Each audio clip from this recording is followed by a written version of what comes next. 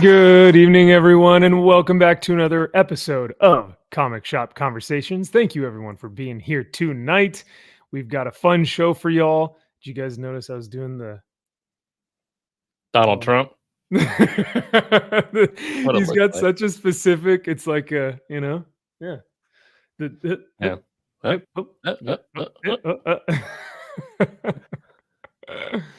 Well, speaking of a former president, 2 weeks. We got 2 weeks. So everyone out there, whatever you plan on doing, just go vote. Just go vote. Get out there and go vote. Normally, I'm not one to be like, wear the sticker that says I voted or whatever. But seriously, like, hey, early voting starts here in California tomorrow. I'm there. So no, I voted early this week, so I'm already voted. Oh, all right. Put in the ballot. Did they already have like 3 other of you that voted for the opposite candidate? Yeah, and I tried to go back in again, but unfortunately they caught me. Didn't even ask for your ID, too. I know. They were just like, "You here to vote?" I was like, "I guess." I don't know. Is that what I do here? Sure. No, I think that's what's funny is like my friend actually went last election, went in because he's like, I don't trust the ballots or like the mail-in ballots. So it's like, I'm going to go in physically and do it on the machine. And the machine was like, oh yeah, we've already collected your vote. And he was like, what? So sketch, real sketch, and also very illegal. So yeah, I expect nothing less. Oh, of course not. So, but before we get into the topics for tonight, let's say hi to MG. He says Wonder Woman was a 15 out of 5. Oh man, you sound like Rockin' Robbie. Yeah, you are Poppin' Polly. He's our Poppin' Polly for this evening. He says, how dare you bigots say anything otherwise because she is the bestest is. But I didn't read it. I'm guessing based on Scarlet. That sounds like the majority of reviews. Yeah, that's fair. I don't know. Have you guys, now without giving your review, have you felt that there was a similar amount of hype for Absolute Wonder Woman as there was Absolute Batman? No. Not even close. Yeah. I've really seen nothing. No, you couldn't. Yeah. You wouldn't even know Absolute Wonder Woman came out. Nobody gave a shit. Yeah, unfortunately. So Cajun says, when are we getting an absolute unholy nightmare? Ooh. I would say Recluse will have an axe on his spider legs. Yeah. I would say if after we've run the well dry after 80 years and I am long dead and my next of kin who's taken it over just give up on it, then that's when that's going to happen. Not for a very, very, very long time. Good deal. I like it. But I think your brother will be on this one all over the Absolute Unholy Nightmare Noir Edition 4th print foil edition variant. Red band. It's gonna be a red band. Yeah. Red band 1 in 25 incentive variant. Yeah. Correct. As long as it's foil, I think, Yeah. It sells. Yeah. Drew, you guys waiting on OA? I got my shipping, but it hasn't moved. So with that, I do know that we are not waiting on art because when I was in St. Louis a couple weeks ago, we shipped out all that stuff. It all got packed up and went out. So I have no clue where that stuff is at. I do know some people have already gotten their books. People are still getting them. I don't understand the fulfillment center. It all went to one place, and people are just now getting their books when we shipped them out 2 weeks ago. I don't know how this all works. And it just, when the art gets there, it sounds like it's going by snail mail. Unfortunately, I don't get it. The mail never stops. Never stop. We've got Chris saying, anyone watching the New York versus Dodgers game while we wait? Just quick sports talk real quick. I hate this World Series team up right now. I mean, it's making all the big dogs rich because these are 2 big name brand baseball teams, but the biggest. Yeah. They couldn't have the worst fans in the world being in the World Series right now. Fuck the Yankees. I will never root for the Yankees. But I like Shohei Ohtani. I think he's great. Oh, But- he's awesome, dude. So I'm rooting for Shohei. I'm not rooting for the Dodgers or the Yankees. I just want Shohei to fucking hit Dude, 20 dingers. So- was it Ohtani who ended the game on a grand slam? Just freaking nails it out of the stadium. No reaction. Just rounds the bases, grand slam, just walks away. Yep. Just business as usual. That's what I do. Like an absolute Chad. That's wild. Mhm. But yeah, Otani's great. But man, how you feel about the Yankees is exactly how I feel about the Dodgers. And the Dodgers fans are violent. They're effing ghetto as all hell. They're the worst. They are the absolute worst. They're rancid and they're just insulting. It's like Raiders fans are pretty bad.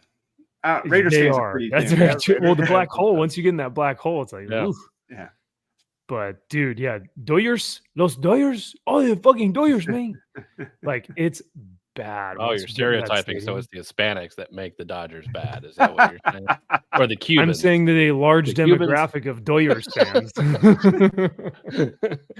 No, even the white guys who are Dodgers fans are like absolute a-holes. It's bad, dude. You can't go to a game. You unless you want to get bashed in the back of the head with a baseball bat from a fan, not a player. I was gonna say. Yeah.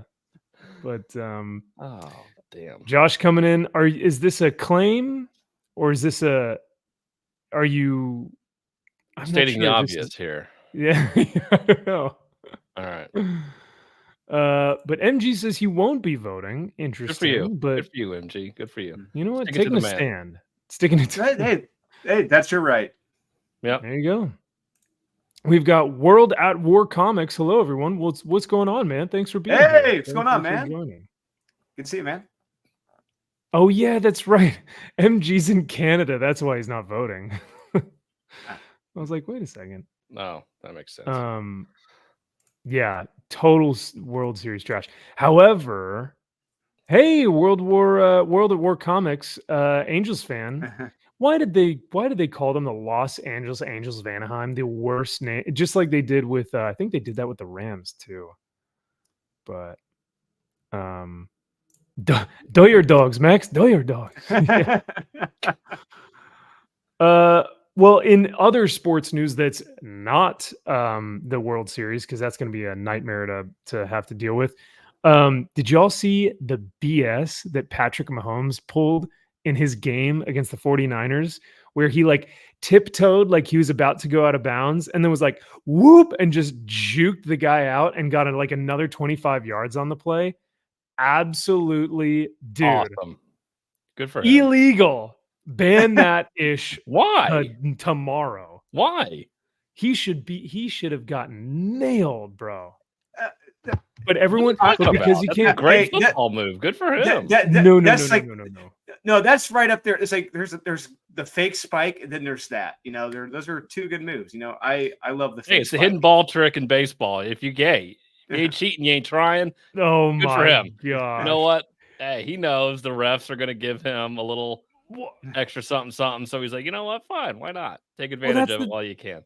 That's the thing. It's like all these quarterbacks are like, oh, I'm just going to run to the sideline, right? I'm not going to get hit. And the refs are like, if you touch a quarterback with your pinky, 15-yard penalty, right? Yep. So like Mahomes is like, I'm just going to run to the sideline. I'm just going to go out of bounds. It's fine. And as he's like running to the sideline, he's like just jogging over and he goes, stutter step, back in, 25 yards. And everyone's like, bro, everyone else is mad. Absolutely They can't do no it. way. That's why they're just mad. Just like with the tush push. With Phil. Everyone could Like, do You know, it. actually, you know what that is? Actually, you know what it's more. I compare that to is in baseball. It's when it's like in the movie Little Big League when the one player like he gets walked to first base and then he takes off to second. Yeah. It's like and that's legal. It's completely legal to do. Yep. It's just yeah. It's awesome. Oh my god, y'all are crazy.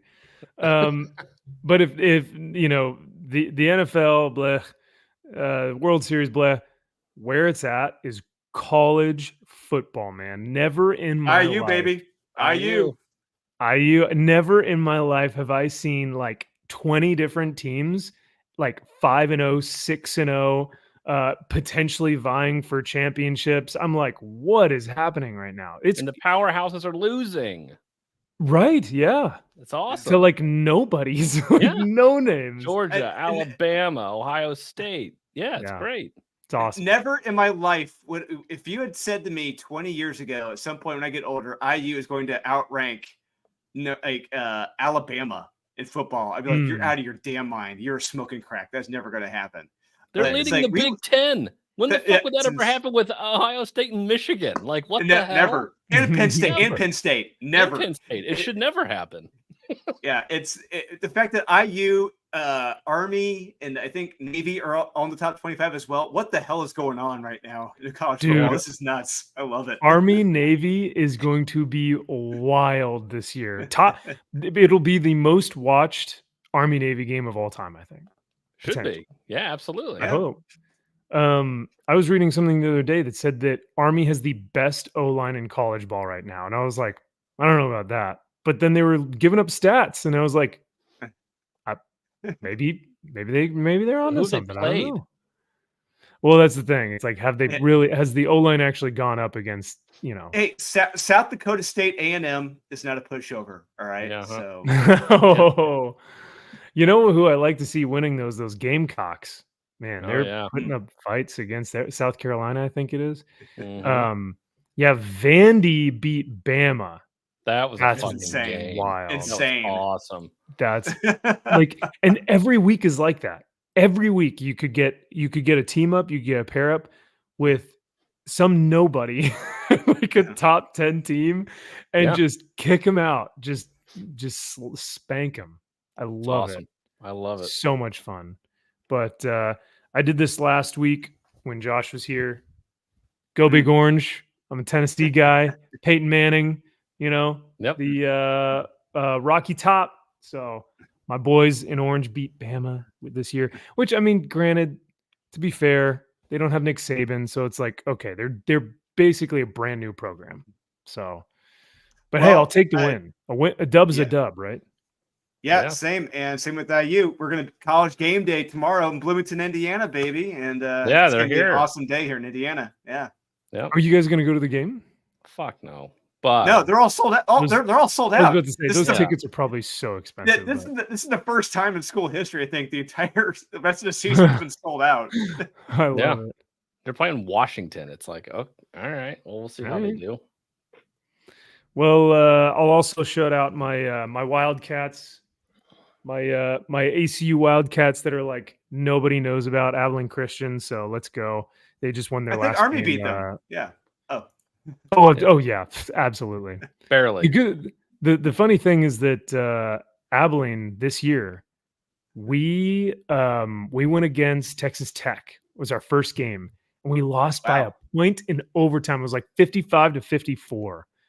That was our closest. That was our closest chance at like, we could make it big, boys. We could do this thing. but yeah, 55-54.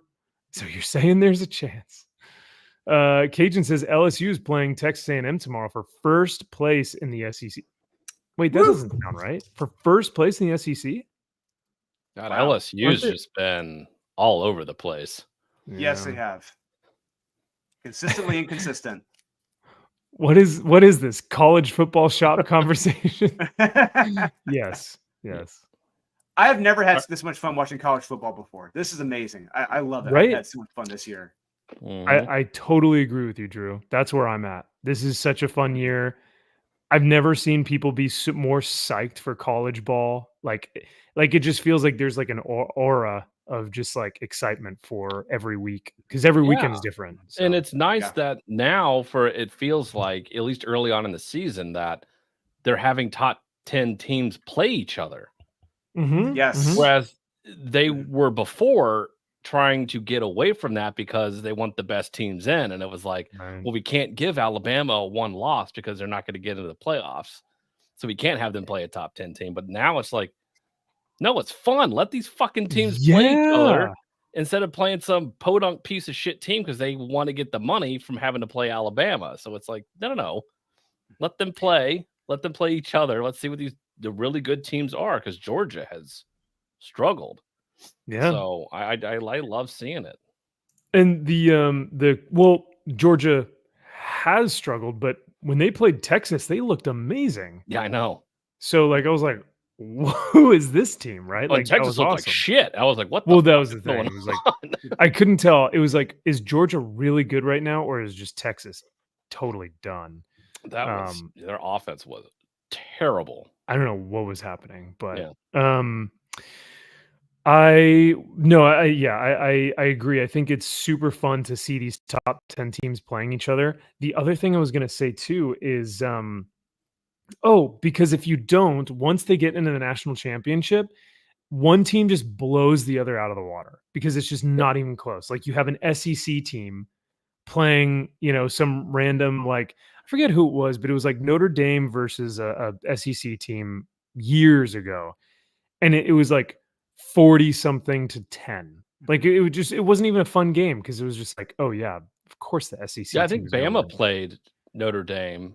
Maybe that's what it was. I think that's when Manti Te'o was playing for Notre Dame, and they got dog shit beat out of them. I remember. Yes. It was like 65 to 10 or something. It was ridiculous. Yeah, and everyone kept saying Manti Te'o, that he's coming. Notre Dame, they're gonna be. And they're just nothing. Stop giving it to Notre Dame just because it's fucking Notre Dame, and that's what they're always put in the top 25. It's like they fucking suck. They could lose 5 games and still be ranked in the top 25. Yes, because they're Notre Dame. Yeah, too funny. I did want to highlight this. Chris says USC and UCLA are playing like shit right now, and they play in the Big Ten. Yeah. Dude, USC played a game. I think it was last weekend or 2 weekends ago to a nobody, winning the all 3 quarters up until the last 2 minutes of the game, and the other team scored like 10 unanswered points on them to come back and win. I was like, USC doesn't deserve to win at that point, dude. Like, come on.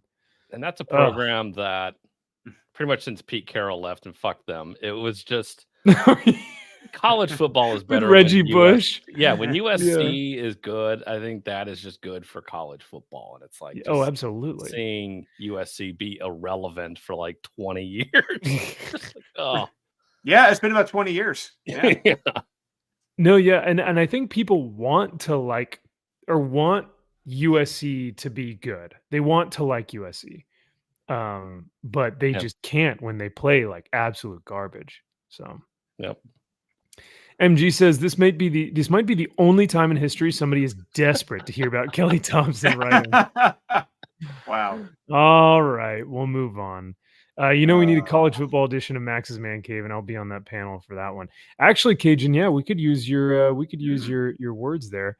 He says 2019 LSU Tigers, the greatest offense in the history of football. Wow, that is a bold claim. Is that Joe Burrow? That was Joe Burrow. Yeah, that was Joey. Greatest offense in the history of football. You're gonna have to back that up with stats, my dude. I'm not gonna lie. Like you just said, the USC Trojans back in the day. But I mean, that was a pretty solid offense that they had back in the early 2000s. Yeah. So, the Florida Gators has some great offenses. You look at the U. Holy shit, they were stacked, man. Yeah. You mean Gators when like Tebow was there type of offense, or they were great. Oh yeah, absolutely. Oh, I loved watching Tebow. That offense was because Tebow was like a fullback quarterback. He just blow people over. It was wild. Mm-hmm. But he had Anthony Hernandez, the tight end. Shit, he was crazy. Well, Cajun, thank you so much for the $5, man. Seriously. Greatly appreciate that one, good sir. And you are also a member, so we got to do something a little special for you. But yeah, no, 2019 LSU Tigers, greatest offense in the history of football. Go Tigers. What it comes down to, and maybe you guys may want to disagree with me here, but I think it honestly comes down to O-line. If the boys in the trenches are good, they can make holes. If they can create separation, you can make anyone look good, but it starts in the trenches and it ends in the trenches, baby. So, Cajun, if you're saying that they have the best offense in history, you're giving credit to the O-line. I would hope. So we'll see. But this one's for you, man. Up into the overtime keel. Come with a heart of steel. Cold is the ocean spray. Your death is on its way.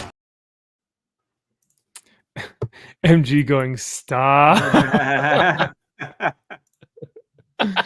All right, MG, you want us to talk about Dazzler? Are you really sure you want us to talk about Dazzler right now? We're in such a good mood right now. It's like, yeah. Okay. All right, let's Yeah. talk And about then yeah, so All right, let's go over all the matchups tomorrow. We'll pick who we think are good. yeah, let's do hey, we're getting super chats from Cajuns, so we might as well Yeah. Wait, no, don't go back. Go back to college football. All right, I'm putting we got over under on Tennessee tomorrow. Yeah, well, let's go Like, over under.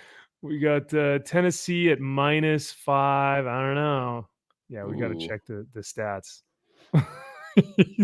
Everyone's like, these freaking nerds, football nerds. All right, let's see what we got tomorrow. We got no, I'm just kidding. Oh yeah, no, Tennessee has a bye tomorrow. Lame. Nice. Let's see if they can pull away the victory on that one. Yeah. Yeah, right. Well, they're probably celebrating real nice. Notre after that Dame is Alabama playing win. Navy tomorrow. That's going to be a game. Ooh. Oh, I hope Navy just Ooh. absolutely spanks Notre Dame, dude. It's at Do you know Navy, how so Freaking sweet. Ooh. It's at Navy? Yeah. Oh. Oh. So Man. who do you got on that? Who do you got on that matchup? I got Navy by 1. I'm gonna take Navy by 1 on that. By one. 1? By 1. What's the not the spread, but what's the the spread is Notre Dame 13.5. Bullshit. There's no way. I'm not giving. 13.5. I wouldn't even give him 7. No. by no, I'm two Two tutties? touchdowns. Yeah. Two No, not tutties? happening. Absolutely not. Well, I hope not. Not I don't know. Mm. I don't know, man. Army looks really good, but I haven't gotten a chance to watch Navy all that much. Yeah, I haven't either. So Cajun's taking Navy, or yeah, he's Yeah. taking Navy. I do agree Notre Dame's overrated, but if I had actual money on it, I would probably put money on Notre Dame. yeah, But I think so. just because I'm one of those, it's like I don't want to bet against them, just as I will always bet against the Colts. I would always bet against the Colts to lose. Okay. Always. Because that's just how the fucking Colts are. Because you're like, I'm a Colts fan. I want the Colts to win, but I have Yeah. to vote against them, or I Yeah. have to bet against them. Yep. So. Well, this is pretty cool. MG says this is the 1-year anniversary of SpawnCon, my first Comic-Con and first trip in years. Didn't happen this year, RIP. Oh, I didn't read that last part. I'm sorry about that, MG. But well, hey, happy anniversary, man. I didn't even know that they had a SpawnCon. I've never even heard of SpawnCon. Yeah, it's in Like, does Todd Vegas. go I and think it's it's in Vegas or it's in Arizona. It's somewhere out west. That they Is hold it at it. Todd's house? It's at his place. Todd's compound? Hell no. Yeah, he's just going to be catering it. Yeah. Huh. It was in It was in Denver. Okay. Denver. Okay. Sunshine State. Gorgeous. Where the what's the Dumb and Dumber quote? Where the salmon swim through the river, Yeah. or like with the women. Yeah, some. Well, Gosh, I like the forget camera saving the Capistrano. Yeah. Yeah. Stupid. McFarlane Productions sponsored it, so legit merch, but they didn't want to do it this year. Why not?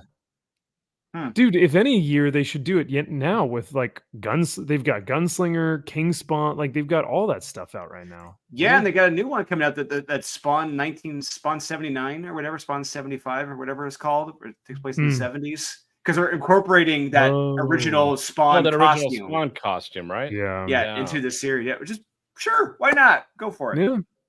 They're also going to be doing a medieval Spawn book pretty soon here. It's only like a one-off or like a few issues or something, but that looks kind of cool. So, well, if anything that he learned from him, it's keep the issues short. Like fucking Gunslinger Spawn is a goddamn joke from what it was. Like, keep these limited. You have yeah. Don't go past like. Sometimes you just need like 12 and you're good. Like, yeah. But even that's sometimes. Well, DC and Marvel are doing like 6, if that. So if they can Yeah. get past 4. Jack says, you guys actually care about sports ball? It's fun this year, man. It hasn't been this Yeah. fun in years. a long time. So, yeah. Yeah. Well, let's talk about something else that's been pretty fun. Coming up here pretty soon is going to be, well, it's already been launched, but let's go ahead and showcase Drew's Kickstarter. Fully funded in under 24 hours, with limited time left. Don't miss out on this sexy, action-packed campaign. Silent Nights on Kickstarter now. Hell yeah. So how did the campaign go? Drew, you said that in less than 24 hours it was fully funded. So that's awesome, dude. I'm going to grab it for us real quick so we can showcase it. But yeah, if you want to talk a little bit about it. Yeah, sure. Yeah. Silent Nights. This is one of the books we had at New York Comic Con. It did very well. The Taitague de Silva cover sold out Thursday. It was gone and done. I believe it. Definitely did well. Yeah, this was very popular. And the Souza Micah was a surprise drop on Saturday. We did a surprise drop for that cover, and no one really saw it coming. And she had a blast signing the books. And last I saw, they were selling for like $70 or $80 on eBay. I think the Souza Micah or Souza Micah or the the Souza Micah, yeah. That one, yes. Wow. Someone actually sold it on Whatnot for close to 90, which is crazy. But oh my god, yeah. And then so it's going pretty well. And look, so we launched the Kickstarter in October, and we launched it during New York Comic Con. It's not typically the best time to launch a Kickstarter during that time, and we've acknowledged that. But hey, it's already fully funded and everything. It's past that. The book is done and ready to go. As soon as the campaign ends, it's going straight to print, and we're off to the races. And we're already working on issue 2 right now. hell yeah. Yeah, this looks rad, man. And this is the one that you and Josh both worked on, correct? No? Negative. So that one was also at New York Comic Con. I gave a copy to Kyle. That is right here. Boom. This was the one. Whoa. This is the yeah. Look at This that is the cover. New York Comic Con. Yeah, I loved it. Which is so surprisingly, this one did not do as well as this one did. Oh my lord. Okay, well, yeah, that'll do it. Yeah. I can't imagine why. And which story is that one? That is Not that I really Headshot. care about the story of it. No, I'm kidding. Yeah, it's a good story. That one's for Head Shop, and it's a blast. And issue 1 when it comes out at MegaCon next year, it's gonna be fantastic. Sweet, dude. Yeah, that cover was spicy. Now Nuke has a good question for you, Drew. Is this book inspired by Gun Honey? Negative. There's actually a good story here. So okay, all right. Yeah, that's right. Shots like fired. I had a blast writing this. Everything is all planned out. The first arc, what's going to happen, how you think, the way you think the story is going to go by reading the first issue. That's not going to be how it's going to be by the time you get to issues 3 and 4. The B and C plot are going to become the A plot by the time you get to the midway of the series, and it's going to be a blast. They're all going to have a great amount of violence, a little bit of sex in each issue, but a little bit of international intrigue and mystery, and some AI elements too. So I don't want to spoil the story, but there is a legitimate story here, and it's a kick-ass story too. Now, when you say AI elements, do you mean that the art is AI generated like ISOM? Not in that regard. Not in those regards. No, this is going to be in regards to it's a plot. It's a plot. It's an element in the plot. So yeah. Okay. AI. So yeah, unlike certain individuals, AI was not used in the development of the story. Nor 3D assets, I'm sure. So. Yes. But I agree, Jack. I agree. I concur 100, 1,000, 1 billion%. As Dr. Evil would say, 1 billion, quadrillion, triple billion. So, but yeah, man, no, thanks for letting us showcase this tonight. This is another book that I think is going to be great, and it'll be exciting to get into our hands. And I've put the link in the chat. MG says backed it already, just like that. Thank you. Boom. What Thank an you, MG. absolute legend. MG. You're the man. Thank you so much, dude. Yeah, we thank you. Yeah, like I said, the book's already done. As soon as the campaign ends, this is just a short campaign, 2-week campaign. So, yeah, once it's done, it's off to the printers. Then that should be fulfilled probably in November. All right. And then Kyle, do you want us to? We can't really showcase anything other than the first cover that you showed me, right? Yeah. Okay. Yeah. All right. We'll wait. We'll hold off. Tease a little bit. Yeah. Well, when I get it, I can show it. How about that?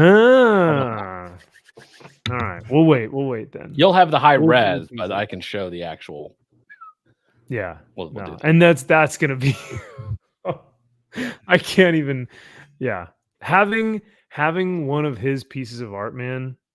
Like you have to frame that in like a actual, like get it professionally framed because he makes artwork. Oh, he does. He's real. Like he's an actual artiste. Yeah, yeah. Like when we say like artiste, yeah. Like it doesn't deserve to be put up here with this stuff. All the other crap. Yeah, this other dog shit. Oh man, no, it's cool, man. And the fact that, like you said, he created the atmosphere and the vibe of like exactly what you were looking for. Unreal. So I know. Josh is somewhat of an artiste, would you say? Sure. He's an artiste in his writing and editing. I'll say that. Yeah. That is true. Josh is very creative, so I'll totally give him that.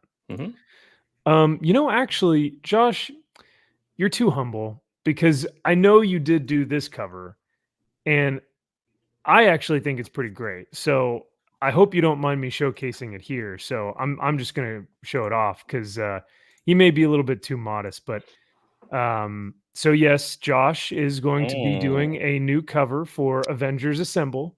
And not Lobos, not fucking Lobos. Steve Orlando. God damn. The Steve Orlando said Avengers Assemble in January. Oh no. What do you guys think about this cover, My boy Lobos. My boy. Where are her shoulders so broad? Jesus. Oh yeah, oh my God. Fucking. To be fair, Lobos is extremely talented. Like, yes, really, really talented. He is too good. He should not be on this cover. No. Like, he shouldn't be working at Marvel, period. No.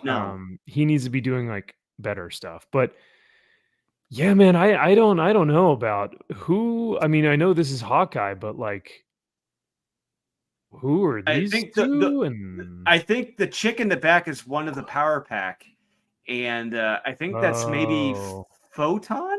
Maybe like okay. That's my guess with the light and whatnot. Yeah. Oh man, that's bad. Yeah. Josh, did you come up with the design, like the concept design for the costumes? Because like, what's going on, man? That tracks. Yeah, who's the colorist too? What's with the color here? What does that even be? What is that? How does Steve Orlando keep getting work? That's one of the greatest questions. Yeah. In the history of comic books, how does he keep getting fucking work? I don't understand it. He knows who went to those P. Diddy parties, so he's probably got dirt on everybody. Oh no! Yeah. Yeah, it is a kind of a multicolor. Yeah, I could see that. Oh, definitely 100%. Hawkeye or Hot Guy? Hawkeye? Wait, are you asking horseman or horseman? MG, I think that's really the question you want to ask. Yeah, good point.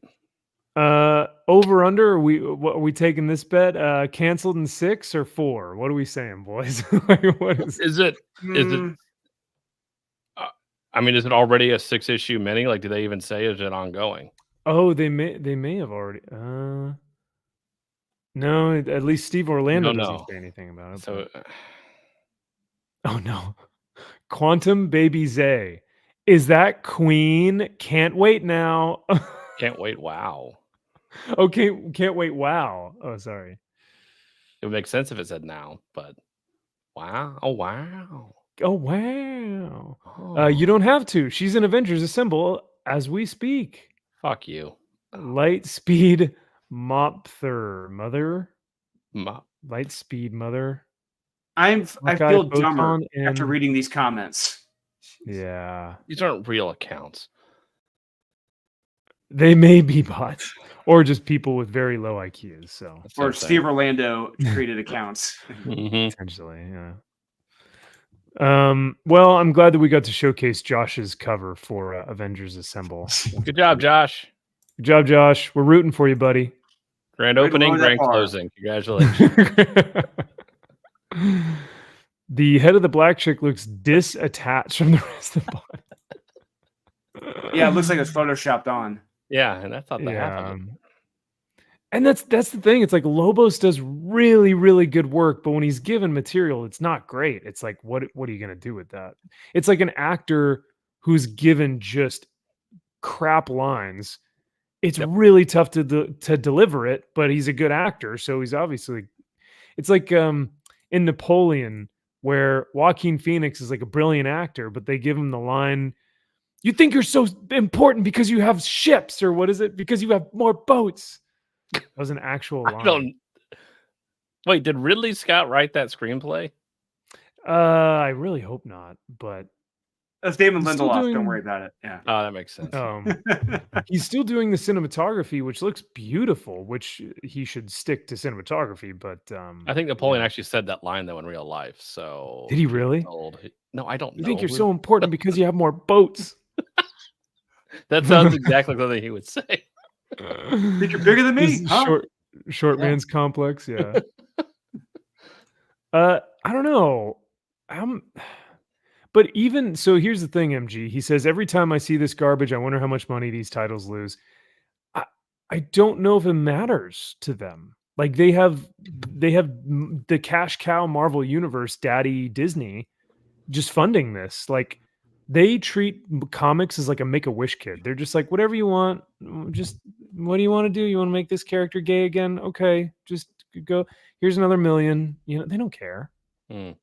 At least I don't think. No. Smart. Yeah, Jack Frost saw it. You think you're so important because you have boats. What? Who did the better job? Josh copy and pasting the link or Lobos copy and pasting the characters on a used toilet paper pack?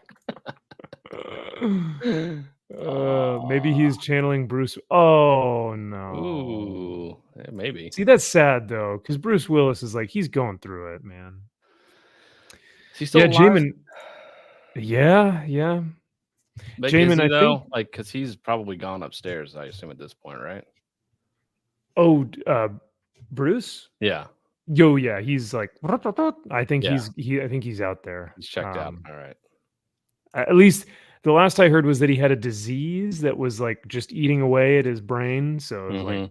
Yeah, he's So like they he can't were, yeah. talk or whatever. Yeah, he's just kind of almost borderline vegetable. oh, that's so sad. The action hero of our time is just like Yeah. just sitting there rotting away. Like that's terrifying to me.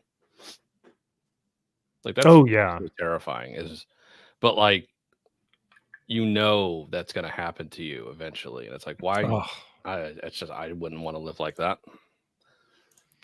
Who is oh shoot. What's the name of the I think the political figure who's like 98 or something, and they wheeled him out onto the park, and he was like laying on the wheelchair. Jimmy Shoot, Carter. Is it Jimmy Carter? Carter. Oh my lord! Did you guys see those photos? Oh, they're still trying He to looked- keep him alive so he can vote. So he can Yeah. vote for Kamala. He's got to build those homes down Oh. there in Georgia. Yep. I was a peanut The- farm. The photos that we saw of him at the picnic was just horrific, man. Like, if I'm ever this bad, like, just end it. Just get rid of me. No, we're gonna keep you Like- alive for as long as possible. Oh no. Yeah, I can't find it, but yeah, it was bad. Old Jimmy. Old Jimbo. Yep. He Um, one of the worst presidents of our Of our lifetime. lifetime. Well, although I wasn't born around when he was president, but modern era, yeah, one of the worst. Yeah. Jack Frost says MVP, the Despot of Antrim, has a vid where he eviscerates Napoleon by showing how and why it's historically inaccurate. Damn, well, I got to go check out his stuff then. I've seen him on Drinker's channel, but I mean, because you could say that about Gladiator, you could say that about Braveheart. I understand that there are going to be some And historical Alien. Don't inaccuracies. forget. Alien? Yeah. Oh, well, historical inaccuracies in Alien? What, the Prometheus god weirdo, guy in the chair, Correct. the creator? Wayland Yutani and the engineers. Yeah. Mhm, yeah. I thought you were gonna say All Prey. accurate. That too. Oh no. Yeah, that's Have you guys talked incorrect about- Indian tribe. Yeah. Oh yeah. Nuke says, have you guys talked about the Penguin Max series on a prior stream? I'd like to know what y'all think about it. Not watching. it. I haven't watched it. I have not watched it, but you know who is watching it? This guy, Josh McDonald. Jimmy So Jimmy Carter? Oh, oh, Jimmy Carter's watching it. That's why he's I still mean, alive. Jimmy Carter see? probably is watching it. He wants to see how it ends. He's just just watching. Just but yeah, no. I hear really great things about it, Nuke. So if you want to get Josh's take, yeah, he is like really in on it and has really been loving it. So I'd rather watch Agatha, but that's all right.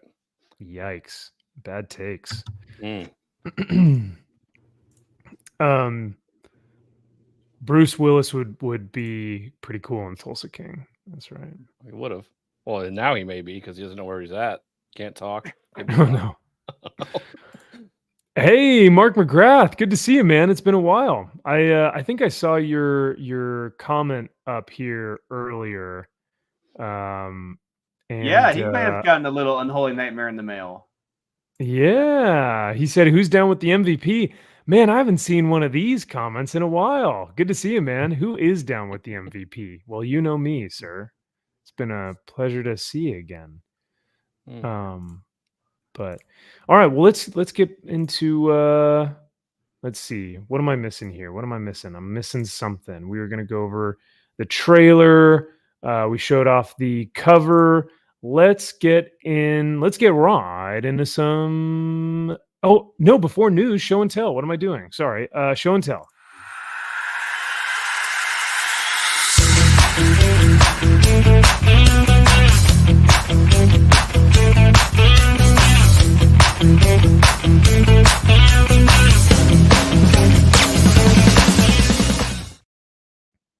Woo! Breaking news as well. It looks like Joe Rogan just started his show with the Donald Trump. It's So alive. Oh, I guess it's right now. I guess it's going on right now. No shit. oh. Yeah. Is it on Spotify? That's a good question. I just saw that someone is live streaming watching it. Oh. It's like everyone's been Joe waiting for that all Rogan, day. President I Trump love it. interview live reaction. I love it. So- Everyone's been waiting for it all day. I love it. It's Yeah, I've been. Trust me, And- I was checking Spotify just to see when it would drop. Oh wow, yeah. Kyle's like, all right, I'm out later. Oh yeah, fuck you guys. We're gonna EFAP. So- All right. All right. So first thing for show and tell, I'll just show this bad boy off real quick. Yeah, there it is. Hey! Hey, Unholy Hey. Nightmare. Yay! We finally got it. No, I'm kidding. Okay. Oh. So finally got my copy of Unholy Nightmare. It looks gorgeous. Thank you, Drew. I'm excited to read it again. And then I also wanted to give a huge shout out and thank you to the one only Doc, because this is a Gemini box full of X-Men comics. So Doc, if you guys don't know, is on the comics aficionados on Saturday mornings. Great friend of the show, and just a really good dude. He had a couple of doubles in his X-Men run and just some extra books lying around that he's like, I don't need them, take them. So he sent them to me. Awesome dude. Thank you so much, Doc. I will treasure these. So I'll put these in my collection, and yeah, some good stuff in there. Some really good stuff in there. So yeah, I'll throw that in there. Nice doorstop, if anything. Makes a good paperweight, if anything. Yeah, so you can use that to beat somebody to death with, it looked like. Yeah. So, but that's all I got for show and tell this week. Kyle, do you have anything to I'm gonna open up the fucking box to see what's in there. And tell? What's in the Well, I box? mean, well, we need to get on to our New York Comic Con talk, so I don't want to take up too much time. Oh, that many X-Men books in there. Oh wow. Okay. Yeah. Okay. This will be quick. I got quickie. some New York Comic Con exclusive stuffs I picked up. I got that head shop that Drew. Yeah. Very nice. Wait, why didn't you get the booby cover, the sexy cover? No, I'm not into that sort of thing. Dude, you're an ass man. You said you were an ass. Not You're an for ass comic man. books. It's weird. There we go. Famous Hey, cover. the first appearance of appearance. Doomface. Yeah. That's the first cover appearance. Nice cover. It's a key. Key. Key. I gotta bring my key. I need a set of keys up here just to have. Yeah. I gotta see if Jack has some. I gotta find. I think I gotta get him a set of keys. So then I just use like a set of baby keys. Oh yeah, there you go. The play keys. Yeah. Fisher Price keys. Yeah. So then this came late, giggity, but it showed up the Ice Cream Man Deluxe edition. Oh, we'll talk about that later. But just in time. Just in time. Be thrown in the trash. No, I'm just kidding. Yeah. That OA is being destroyed. Woo! I mean, rightfully so. Ah, Jesus, I know it's embarrassing. Another New York Comic Con exclusive. I picked up a Transformers number 13. This was the Ivan Tao. Oh, yo! Rip. I got That's this from Very Gary's Whatnot Oh, cool. stream. All right. I just picked it up. I don't know why, but I was like, yeah, what the hell? Nice. And then I have two of these now, but I picked Drew picked one up for me, the Alex Ross. Batman and Robin. Robin and Bat, whatever the fuck that came out last week. Do you like the color on that? The color? What do you mean? Like, do you like how it's kind of more retro? Oh, I love that. Okay, cool. 100%. Yeah, I think that yellow just freaking pops, man. I think it looks rad. I love the Batman smile. Like I just love this cover. Yeah. And so I got one off of his website that came with a card with it. Ooh. But, okay. But yeah, I picked one up off of his website, but then Drew was kind enough to pick one up for me from the booth at New York. So, and then I wanted to show these off. It's the same book, but you're gonna love that. You're gonna love this. Whoa. Okay. Really piss you off. It's gonna piss me off. Wait a second. Oh yeah, big time. Okay. So the Comic Mint had a blank of Detective Comics 27, so they reprinted this. Oh. So they did it. So this is my old one. This is one that they did a foil of original. Oh no! Format. But they reprinted it this time, however, in the original format it was in. So it's old newsprint also on the inside.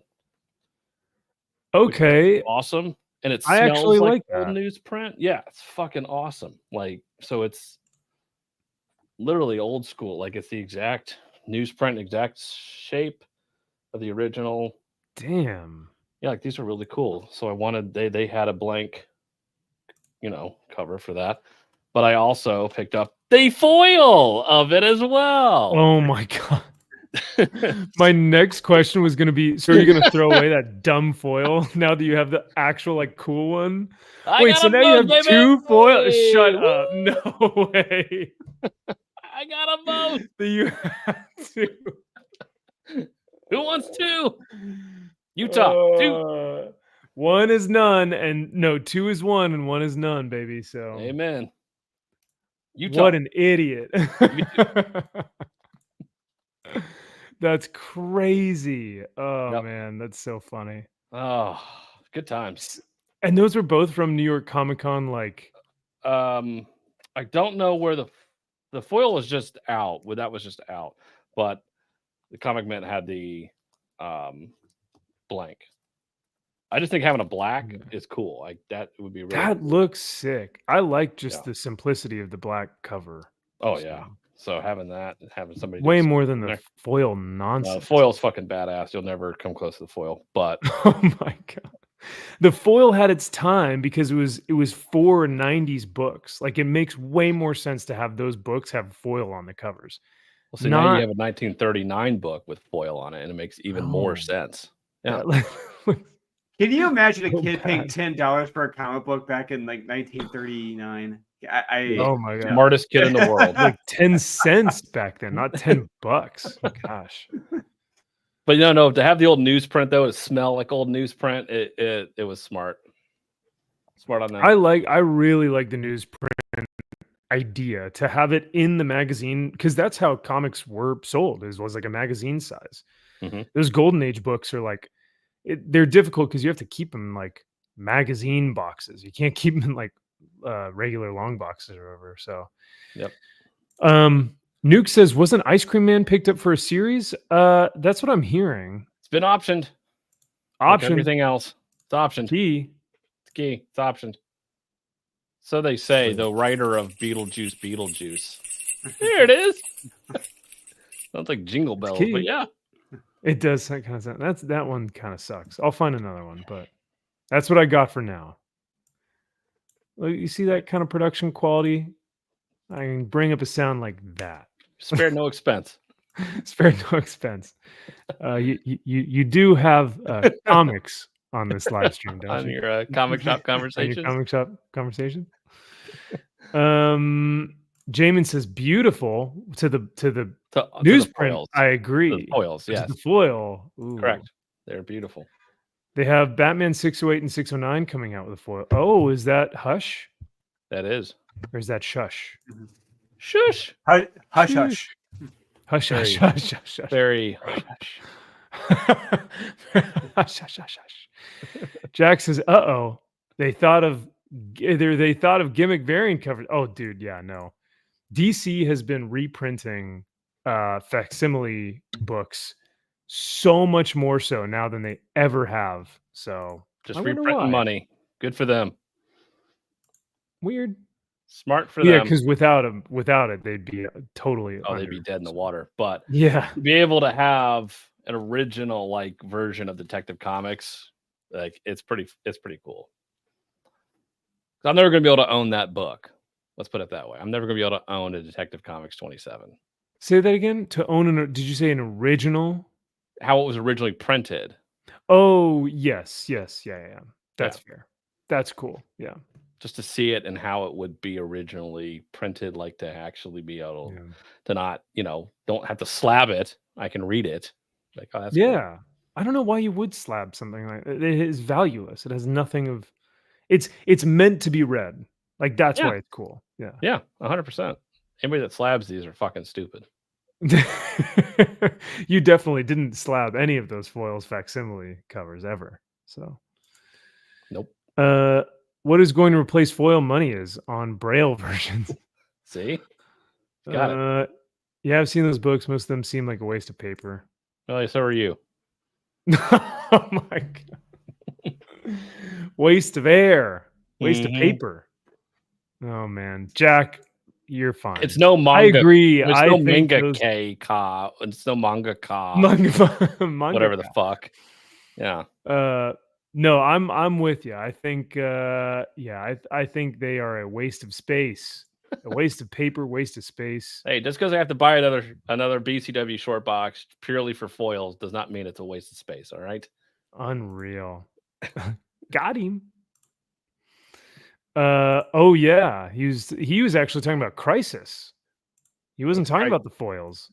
See, I'm talking about the foils. I think they're a waste of space. Oh, they're not.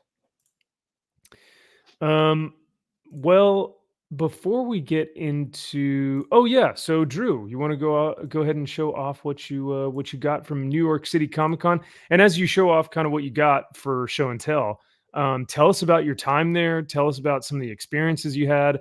I know you said you could talk for like hours, but I'd love to hear kind of the most fun parts, your most exciting aspects of it, because we're all kind of dying to hear how the event was. Uh-oh. No sound. Let him go. Oh. No.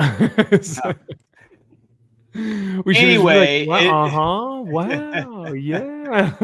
Just nodding. Anyway, but yeah, sorry. Yeah. It took me over an hour and a half explaining the whole thing from beginning to end because every day was a journey. Everything was always, it was nuts. Aaron can agree with me on this. People were coming up to us nonstop every day saying like, "Hey, I know you're thinking critical. Hey, I know you're from YouTube. I know you're from YouTube." No way. Yes, every day. Thursday was nuts because when so initially before we had our big creative meeting on Friday night, Thursday, Steve, Aaron, and I, we were talking behind the booth, and literally every 2 to 3 minutes, when we'd be like, "All right, continue," and we'd be like, "All right," and then someone would come up like, "Hey, I know you're thinking critical." It's like, yeah, hey, we gotta go up, shake your hands, autographs, and then we get back to talking. It's like, all right, like, where were we? Oh yeah, and then all of a sudden, someone comes up for Steve. Steve has to walk away, and then he comes back. It's like, all right, continue. 2 to 3 minutes later, someone comes up for us to sign signatures. It was just repeated like that, and we're like, okay, this isn't gonna work. So we agreed we're gonna do like a creative dinner with like Nate, me, Aaron, Steve. So we did that Friday night, and it was fantastic. Nice. Yeah. That's so cool, dude. Yeah, we met a lot of creatives, a lot of creators who are excited for what we're doing right now, and a lot of mainstream creators who are very happy for us. I'm not going to say their names here live, but yeah, they're pretty excited, pretty pumped for what we're doing. Yeah, and a lot of which one book in particular, they're pretty proud of that, sold out. And a lot of them are happy for my current situation as compared to the prior situations. They see a very bright future for me, which is awesome. Nice. But yeah, so if anyone's got any questions about New York, I'll gladly answer them. But while we're doing that, I can show off some books I got. So sweet. Like I said, here are some comps of Head Shop. Number one I got from Big IV. Oh, very nice. Yeah. Oh, multiple booty butt cheeks. Yeah. Oh my goodness. Booty butt cheeks. Got the cake. Yeah. And of course, there's I think as a favorite country singer of Kyle's would say, it's a honky tonk badonka donk. I think that's what that is. Yeah. Agreed. Yeah. Indeed. Did you go did you go through any of the back issue bin diving? I tried to. We were busy. I was looking for cool trade paperbacks and stuff, but yeah. There I didn't really find that many interesting old back issues, but the one back issue I did find, it's an expensive one. I'm glad I got it. It was this guy, Rob Liefeld's Captain America #1. It was the Comic-Con exclusive when that came out. So yeah. Damn, 40 doll hairs. Look at that. 40 doll hairs. Had to pick that up. And nice. my boy, and here's a couple more from my boy from the Comic Mint booth. His name is Matt. He's a fantastic Matt Wilson. He's a fantastic artist. But he did these for me. He did these. These are exclusives. He did. It's a Frankenstein and a Nottingham that he had done. Oh, nice. That's cool, man. Yeah. That looks So, rad. yeah, gotta support the team. So yeah, pick those up from him. Gotta support the team. And so someone sent this to me. Aaron, I wish Aaron were here. He could attest to this. I was jumping up and down giddy when this person sent this to me. It was a Buckaroo Banzai.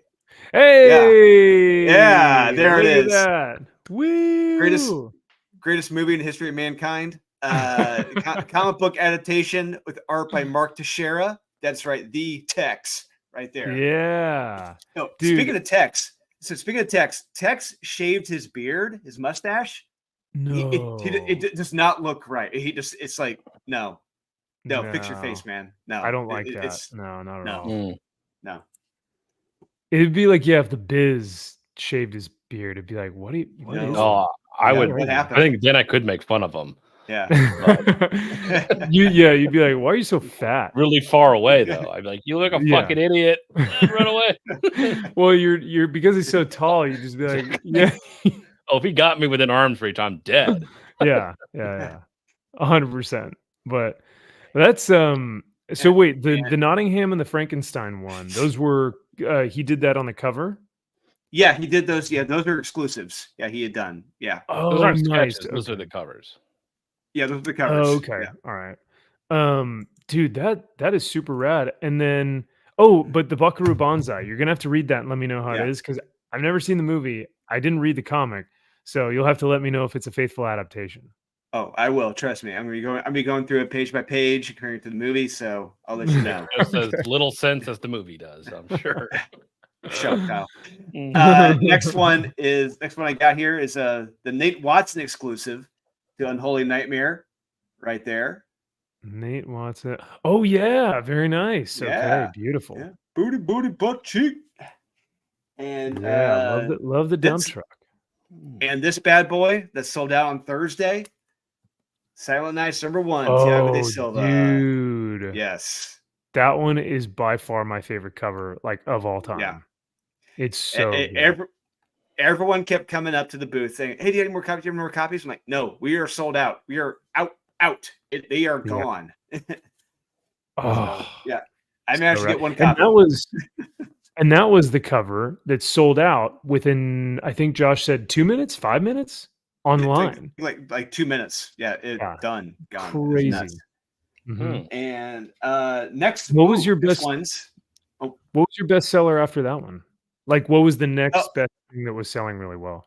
I will say, I told Kyle. So we had the Symbiote Willie. I think I showed you guys that cover. Yeah. So Steve had the exclusive for that. Steve had the Voodoo cover for Symbiote Willie. That was a secret drop for Saturday at New York Comic Con, and he announced it Friday night to let people know, hey, it's going to be here. But I was secretly letting people know, hey, Saturday, you're going to want to check this out. If you know Murat, you want to check this out. Yeah. And so yeah, people were lined up first thing Saturday. I signed the first 2 copies, and I didn't see any more after that. I figured it fell flat on its face, that nothing sold, and I felt disappointed. Then come to find out the next day after an epic dinner, which I'll talk about this epic dinner. It was amazing. Sunday, I get to the booth, and I see there's blue tape marked across the Symbiote Willie cover. It says sold out. I was like, wait, what? It's sold out.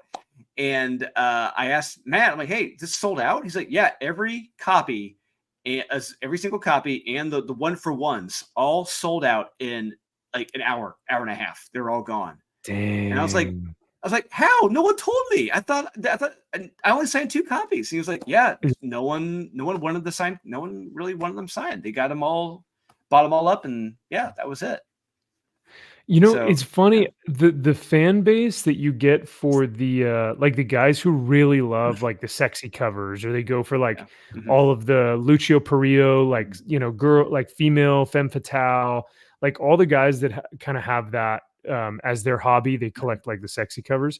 I feel like there's a completely other realm of comic book collectors that do all the poo and Steamboat Willie, and I feel like there's a totally other like world of those, you know, right? One, you are 100% correct. I had a call with Murat about this before New York, a week before, and he said the demand for poo that way we're wording this. The demand for poo. For demand for poo has never been so high.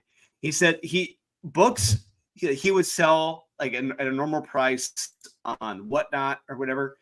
They're selling at a ludicrous level amount on eBay Live or whatever. It is insane just how much they're selling on eBay right now. It's there. The demand is there right now. And what do you think that is? Explain it. I was about to say, I think people love the homage covers because he's homaging anything and everything from like rap albums to the most recent one is a Man Thing cover he's got coming up. That's going to be an homage cover. So giant size Man Thing, that giant size Man Thing. But if anyone didn't see it, because you probably didn't get it, this was the cover right here. It's hot, man. It's red hot. I love it. Yeah, if you got that, you got one of the hottest books at the show. So congratulations. I was able to get 2 copies.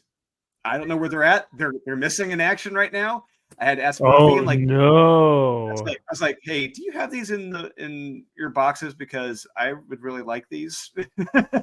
Oh no. That could be dangerous. Yeah. Yes. I came back. I almost had to, when we were at Dallas, Kyle and I spent so much time in that crazy comics booth, that old fart,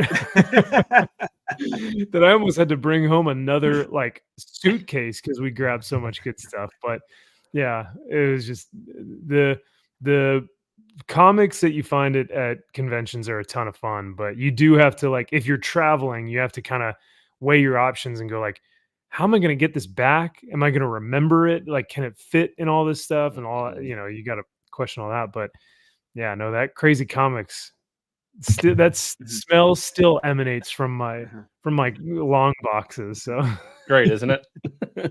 I just waft it. It gets me high every time. Mm-hmm. So you had the what was the next one that you were going to show off? I got more. Yeah, I got plenty more to show off. So sweet. Next ones I got here. They're not bagged and boarded. Shame on me. But so there's a new series called Flash Gordon that's out right now from Mad Cave. Yes. Yeah. And a certain Will Conrad artist was there. And Aaron and I were walking by. I'm like, wait a minute, Will Conrad? Oh shit, we got to stop. We're going back here.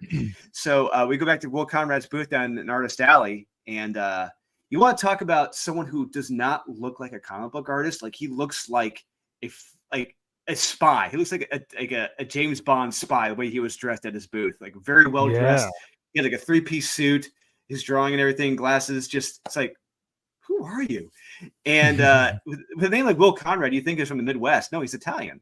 And it was amazing. But so yeah, got a couple copies of Flash Gordon, signed by Mr. Will Conrad.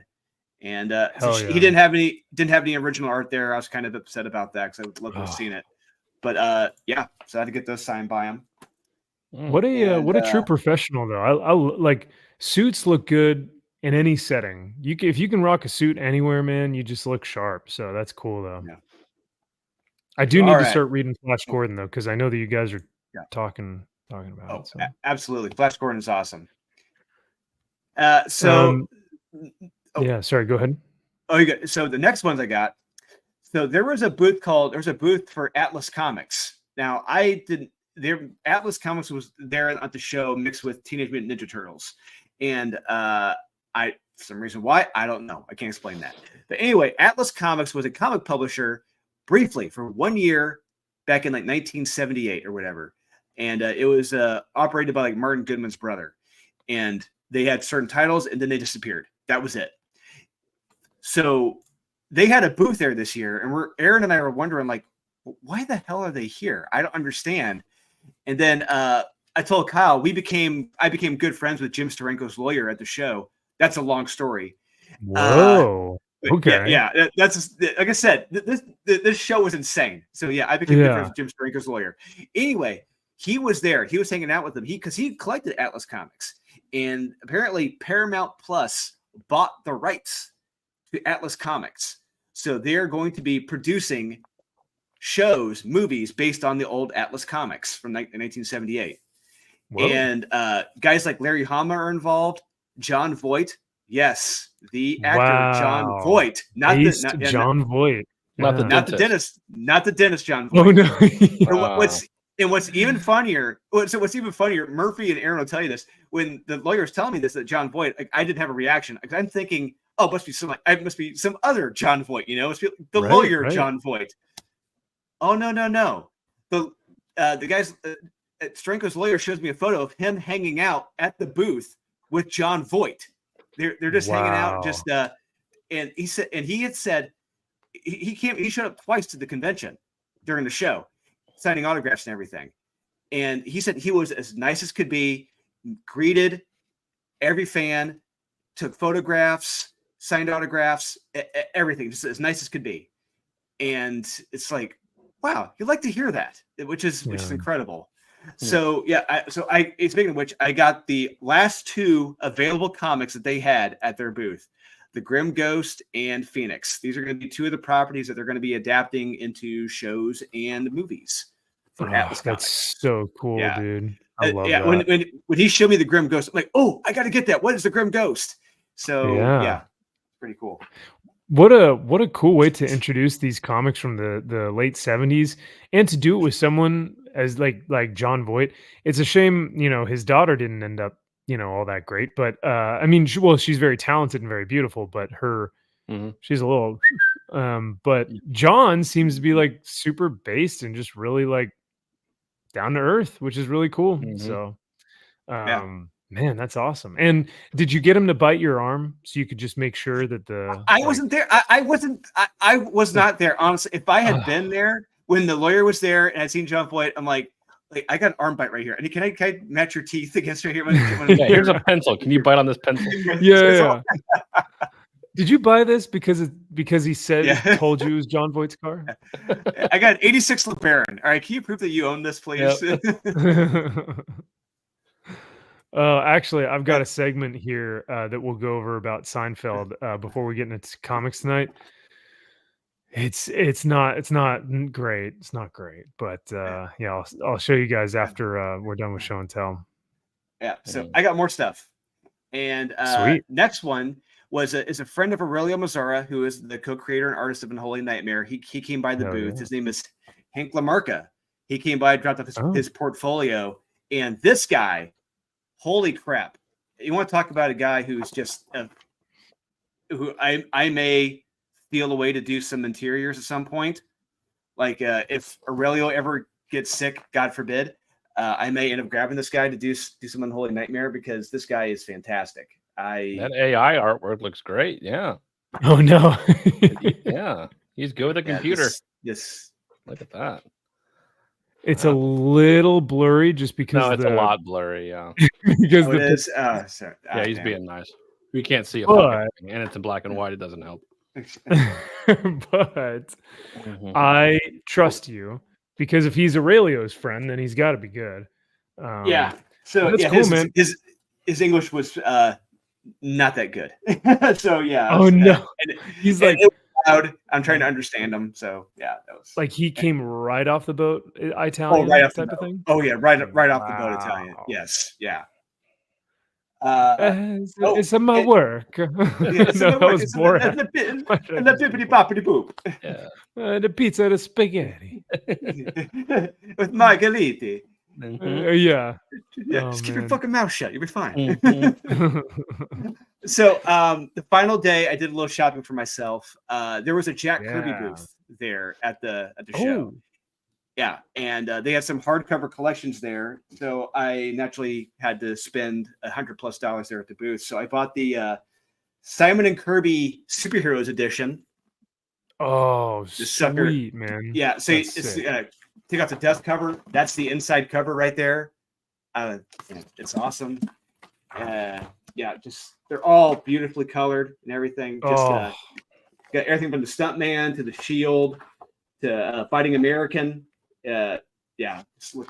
Wow, these Kirby pages are amazing. Love it, dude. But rightfully so, as you should spend $100+ on a hardcover Jack Kirby Crackle Book of Magnificence. Like, that's so cool, man. I'm glad that you got that. Well, that's one of two I bought from the booth. The other one was the Simon and Kirby Horror Edition. I got. Oh, even booth. better. Look at that cover, Yes. man. Oh my god. Yeah. So you take that cover off, and you gotta. That It's looks like a so funeral sick. Yeah. Mm. Yeah. Kirby And Horror. who? So this is like Jack Kirby's booth, but who's publishing these? Like, who's made? Is this like a? is this- Titan Books. Oh, Titan's on Titan. everything, man. Yes, they are. Yeah. Titan's they're good. crushing it right now. Good for them. Yes, they are. Mm. They've got to be making more And- money than Marvel and DC, like with Oh. their Conan editions, with Mhm. the Jack Kirby stuff, right? Was Jack I don't Kirby there? Oh. Did you get a chance to see him? know. Hey, No, I might have All just right. missed them. But Oh. pour one out. but I will say, I don't know yeah, who that is. but- for Jack Kirby, I will Yeah. say one. I got to experience it again. It is pretty damn awesome. I told Aaron to go check it out. Aaron did. What's his name? Assad Ribic was there, and he was painting, No. hand painting Oh. every single day at the booth upstairs and the exhibitor. So as we walking by, we'll just watching him paint, whacking off his brushes, and then he'd be back to Mhm. drawing every day. And Just a happy little tree. Happy little tree. yep, we gonna whack up that brush there, go whack it off. Mhm. Yeah. And, Just gonna beat the devil out of it. Beat the devil out of it. Gosh dang it, man. How cool. I love his Yeah. stuff. That is so rad. Did you and get to I like got this guy Ooh, too. what's So that? they had a thing where it's like if you spend $100, you get a free comic book at the booth, so, or Oh, $50 or whatever. So I got a copy of Stuntman Comics #1. This is the black and white edition of the Kirby interiors and the cover. So Ooh. yeah, it's pretty damn awesome. Get to see just Very how nice. it originally looked without the colors. It's got the like taped on back in the day. Cool, dude. Yeah. Okay, I got a thought couple more you- things. Couple more. I thought you were gonna Two more. showcase the Bad Idea books that you got. Bad Idea was there. They were showcasing all their books. They Hey, were one of there. their books is being optioned too, so they're coming back. Yeah. All their books. They were there. Yeah. They had their pizza boxes. Mhm.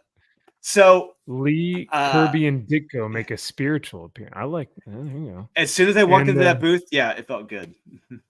Oh, you could feel their essence there. And yes. Agent, have a great night, brother. And Okay, we'll Jen. see you. Mhm. We'll see you soon. Have fun watching football tomorrow. Or well, you've got work tomorrow, but put football on your phone, and you can just Yeah, there you go. Yeah. there you go.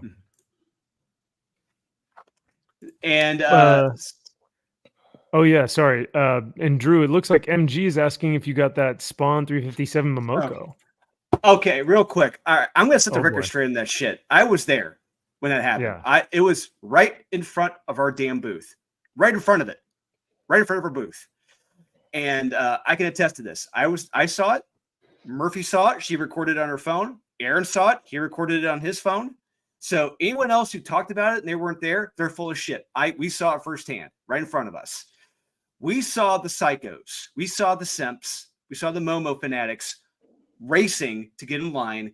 We saw them knocking over exhibitor items, knocking over comics, hitting shelves. So we were right across. I told Kyle, we were right across from Heritage Auctions. Heritage Auctions, they're the ones who have all the priceless original art and everything, original comics. And these psychos almost ran into a glass case that housed a Vault of Horror cover, original cover art. Oh my god. These jackasses, these fucking simps almost ran into that case lining up to get that damn comic. I almost jumped my counter to stop those idiots from hitting the case. Thankfully, it stopped. They got about 2 feet from the case, but before, fortunately, people started talking sense into the psychos. But it was stupid. We couldn't believe it. Dude. For a Yeah, no, you're right. Sims are the worst, and the fact that they're doing it for like, it's a cool cover. Now, don't get me wrong, it's a cool cover, and it's one of her better ones. But because it's Momoko, it's just like, guys, chill. Yes. But when you think about it, So- they could. so have this potentially chosen- this Oh, was yeah. the cover that they almost destroyed. This is the cover that those dipshits almost destroyed for a Peach Momoko cover. It's hard to see, but I will say, regardless of which EC Horror Comics cover it was, original, art it was, none of that is worth a Peach Momoko variant cover for Spawn. I'm sorry, but it's just not. It's not. No. I almost got livid, and but I talked to the guys afterwards, like hours afterwards, and I was like, "Hey, man, you almost lost a cover over here." He was like, "Oh, don't worry about it. It's a bulletproof case. It would have taken a lot to knock it over." I'm like, "Oh wow, I don't know. I don't want to have to get it tested or not, but." I don't know. 400-pound fat simp getting blown away into that bad boy. I don't know. Yeah. Well, yeah, because we actually went over it. Kyle, Josh, and I. We had pulled up the tweet or the Facebook post, I think it was, and I forget what. Kyle, do you remember who posted it originally? It was at a comic book group that I'm in on Facebook. Somebody posted it, and that's where I got it from. And the retailer was like, a bunch of neckbeards, a bunch of basement dwelling neckbeards were in line, 100 people deep, and got in a fight, and they were all fist fighting each other and this and that. Or they did. They were his wife or something. They were all knocking each other around, running, pushing each other into like exhibitor stuff. It's like, what the fuck is going on here? I could not believe male this dominant. Shit. You really think that the peak alpha male dominant performance is going to be at a comic book convention for Peach Momoko? Yes, hell yeah! It's in line for baby. Come on, yeah. Really getting the high t, bunch of high t alpha males in that bros line, in there, just fucking roided up, dudes. It was the funny. Like Murphy and Aaron and I we're talking at the booth, and we just see all these psychos just rushing, and we're like, "What the fuck is going on? What the hell is happening?" Yeah, it was insane. Gosh, dang, man. For Turbo Man, there's only one left. Oh yeah, the Turbo Man. For Turbo Man, they only had boosters. They only had boosters. Joke was on them. Damn. So speaking of here, your last ones, yeah. I got two left. Got two. Okay. So we were right across from Heritage Auctions, and I sent you guys some pictures of stuff that they had for on sale, like the original Wolverine concept art. I could not believe that. Yeah, wait, not from Foom. Foom number 3, right? No, this is the original hand drawn concept art by John Romita, the character created by Roy Thomas. Yeah, Wolverine. Yeah. Nice. Yeah, Roy Thomas drew it, I think. Roy Thomas. Yeah, Roy Thomas. Yeah, he drew it. Yeah. So they had a thing where if you sign up for to get notified or whatever, you'll give you a free catalog. So I got the Heritage Comics and Comic Art catalog from this past September, and it was amazing. I'm flipping through this. Yeah, this is a beautiful catalog if you can find this, and it just showcases like all the original art and covers that went up for sale. All these Tales from the Crypt and Witch's Tales covers and comics that went up. Just a lot of John Byrne, a lot of Kirby's, a lot of George Perez stuff. And they had one. It's Richard Corbin. That guy's nuts. And they had one of the most infamous covers ever in comic book history go up for sale. You piqued my interest. Right here. It's when Lois Lane was turned black. Oh wow! Damn. And come to find out, when I shared that at the booth, we got a good laugh. Nate Watson, who did the art for Depths of Valor and the Unholy Nightmare cover, he had done a comic book parody spoof cover of this for Robot Chicken. He had done a cover for them. Yeah. And I was like, you got to be kidding me. And he showed it to me. It was hilarious. Couldn't believe it. I thought you were about to say he bought that page. And I was like, wow. But no. I'm sure Seth Green probably owns it. But that's wild. And the last thing I'm going to show off, it just came in the mail today. I just read it. It is fantastic. Oh. Last Blood number 2. York Comic Con Oh, very exclusive nice. by Rob Liefeld. Rob Liefeld. Yes. Really damn and good. it was good. You liked it? Yes, I did. I really enjoyed it. I'll be recommending it tomorrow on the Best of the Week with Wes. Oh, great, man. Wait, is that Rob's like new? What is that? Is that a new book of his? Yeah, it's pretty much it's his final story. His old man universe story he's doing with all of his extreme titled characters. Like, so you got Prophet in here, you got the Bloodstrike in here, Doom. Oh shit, I can't say that. Never mind. But there's some other characters that show up in it. I can't say yet because well, people talking. I love me some Prophet. So yeah. Oh, dude. Oh, I gotta show you a page in this. You love Prophet. Please do. Yeah. Oh, bruh. Oh, bruh. Dude. It's almost something. Oh, hey, there we go. There it is. Oh, yeah. Very nice. Yeah, that's just sick. One page, for example. Hold on one second. Oh, there we go. Check these out. Oh, wow. That actually looks pretty damn good.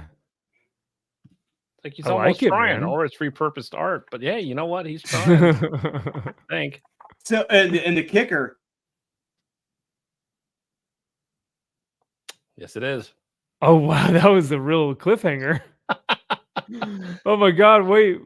What's the kicker? Until next time, ladies and gentlemen. Drew, what's the kicker? We need to know. Oh, no. Oh.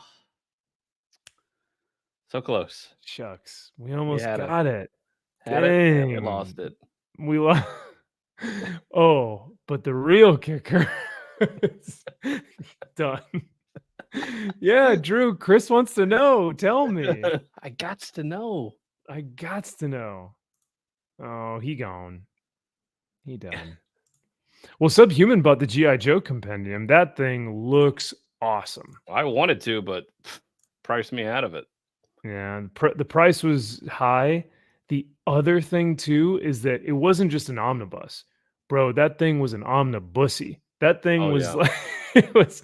Oh, I would have gotten rid of every one of my absolutes here just to fit that on there. And I'm like... Yeah. I don't know if I got it. There's absolutely no way you could read that. Like, and comfortably read it, yeah. Yeah, there's no way. So as cool as it is to have, that thing is like 2 or 3 omnibuses put together. Yeah. Well, I wanted those Terminator 40th anniversary hardcovers also because they were kickstarting, and that's a series that I wanted to read. Okay. Yeah, and I'm like, oh, this would be really cool. Those were expensive to get those because I wanted all of them. It's like it's just so fucking. It was like $200-$250. I'm just like, I can get OA for that shit. Like easily, it was just enough to where I'm like, like I just $200 to $250. Oh no. Yeah. Wait, what did the Terminator compendium come with? They had like 7 different tiers you could get, and I think the one to get all of them in some type of format, I was just like, next time, or I'll find them on eBay if I really give a shit. But then I was like, because I don't just want to get one of them. I think you could get one by itself, and I'm just like, nah, I'm not just gonna get one. Yeah, I don't know. Well, like you said, 2 is 1 and 1 is none. So, Well, while Drew is gone, I might as well show you. We were talking about Seinfeld earlier. Did you know that Jerry Seinfeld? Did you see the clip of Jerry saying that the far left, is ruining comedy? Yeah. Did you hear him say that? And I was like, good. Yes, he's right. He's 100% correct. And I was like, yeah, like I mean, he had a really good take, and he was right because he was like, people can't be. He felt like people were too offended and that they weren't enjoying comedy for what it was, because comedy kind of offends sometimes, and that's okay. It's meant to, right? Yes, it's meant to break the bounds and break barriers and kind of be outside the box to make people go like, oh my gosh, right? It's kind of shock value. So there's the line. We're going to go past that line a little bit. Keep moving the line. It's like they're the ones that dictate when society says, okay, you can't go this far, comedians are like, no, I'm going to. Yeah, exactly. It's like going to. Culture tells you like, hey, this is what's acceptable, and comedians are like, give them the big F you, and they just go, no, I'm going to do something else. We're going to keep you in check. The court jester has to be there to keep the king in check. You have to have it. 100%. And we agreed with Jerry. I mean, I will speak for both of us here. I think we can both, easily say that we're on board with like his comedy. We love his show, and we were, on board with what he was saying. Well, he retracted his statement. What a fucking pussy. God. I know. Here's gonna him. acquiesce and say it's, you know what, and it's not gonna be good enough. No matter what he says here, it doesn't matter what he says. It will not be good enough. It'll never be good. Yeah, you can never appease the people who will try and cancel him. And the question is, why would he do this now? Right? He's in his 60s. He's a multi. He's got to be a billionaire, right? Almost. He's got hundreds of millions of dollars. Yeah. He doesn't need it anymore. He had a Netflix movie that he just put out that flopped, and it was fine. Till the January 6th bullshit in that movie. But it's like, aside from that, it's like, what you don't need anything from anybody. You're Jerry fucking Seinfeld. You're on the Mount Rushmore of comedians. It's like you don't need it. Like from a guy that's his comedy is. It's like, nah, I don't care what you say. Like, no. Yeah. And especially at this age too, man. Like if you're a comedian, you've made all this money, you've done comedians in cars getting coffee. You are one of the most, like you said, you're on the Mount Rushmore of comedians. You're one of the most well-known, profound comedians in the space. At this point, I would just be like, I can say whatever I want, right? Like, who cares who's trying to cancel me? I don't care. I have more money than like half of a country. I don't know. You can't cancel me. How about that? You can't. But he still chose to backtrack, which makes me go, who called him? Like, who called him and was like, Jerry, you can't say this. Like, or Jerry, you're not going to be in the in crowd if you don't retract your statement. You know what I mean? Like, I feel like someone has that poll though. Even Larry David couldn't do like. Who could go to Jerry Seinfeld and have him take that seriously? Like who does he value? Whose opinion does he value so much? Or again, like MG said, did he? Who the fuck knows at this point? Anybody could be involved with P. Diddy. Oh God, oh no. Anybody could. And so I don't know, but maybe somebody has some serious dirt on him. Maybe. I don't know. But maybe that was the kicker that Drew was talking about that we missed out on. We'll never know. Yeah. Well, I'm going to go ahead and play this. This actually comes from Matt Walsh's show, which I would have, shout out to this episode. It says Jerry Seinfeld's spineless surrender to PC culture. And, thanks to him covering this, like I would have never seen this. Right. So I am grateful that he talked about it, but here's the clip in question. So there were two things that I have to say I regret saying and that I have to take back. And I said that the extreme left has suppressed the art of comedy. Mm-hmm. Yep. I did say that. Yeah. That's not true. It's not true. No. Again, you want to go back? Let's go back to our solid liquid analogy. Okay. And the other thing that I have said about this, if you're Lindsey Vonn, if you're a champion skier, you can put the gates anywhere you want on the mountain. She's going to make the gate.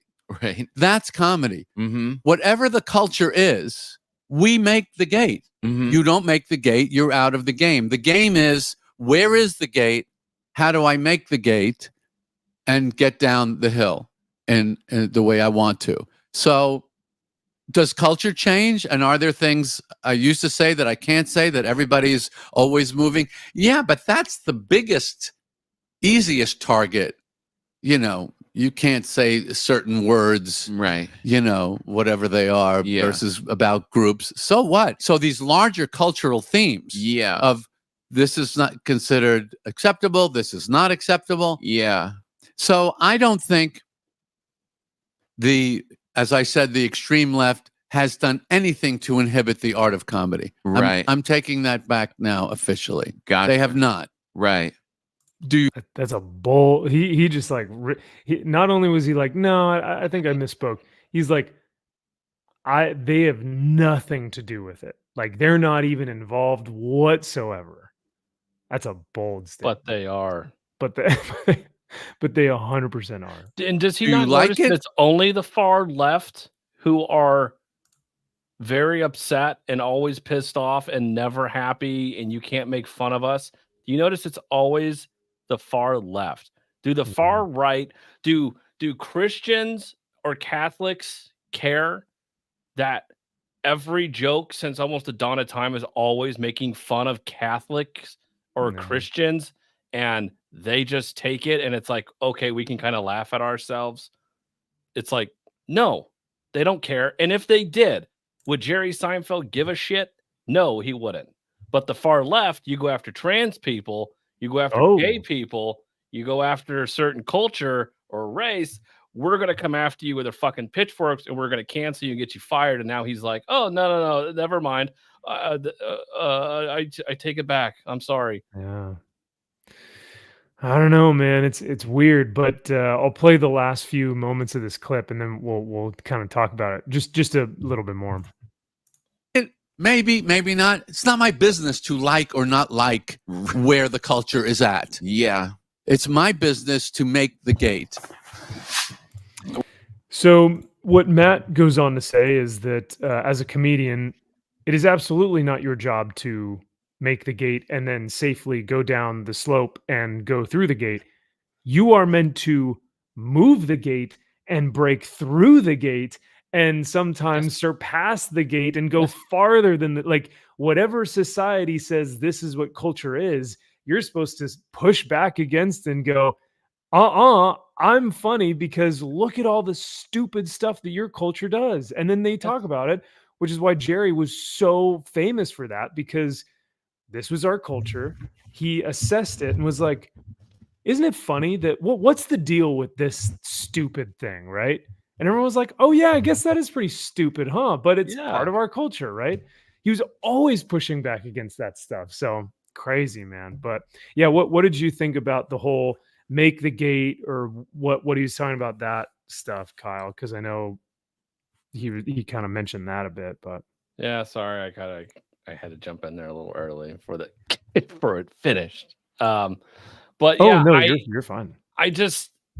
He's, for whatever reason, he feels targeted, or he's been targeted by a loud group of people that he feels are somehow dictating everything, whether it's Hollywood or somebody high up saying, you better fucking come back and apologize for this and say you did something wrong. And I don't know how you're going to make it work, but you make this work. If you want to continue to make something, maybe Netflix came out and said, hey, if you want us to keep fucking Seinfeld on here, you better shut the fuck up and come out and apologize, or we're going to drop it. I don't know what, but it for whatever reason, he feels it's like you as a comedian say, you got to find the gate and stay in the gate. Like, that's what you think?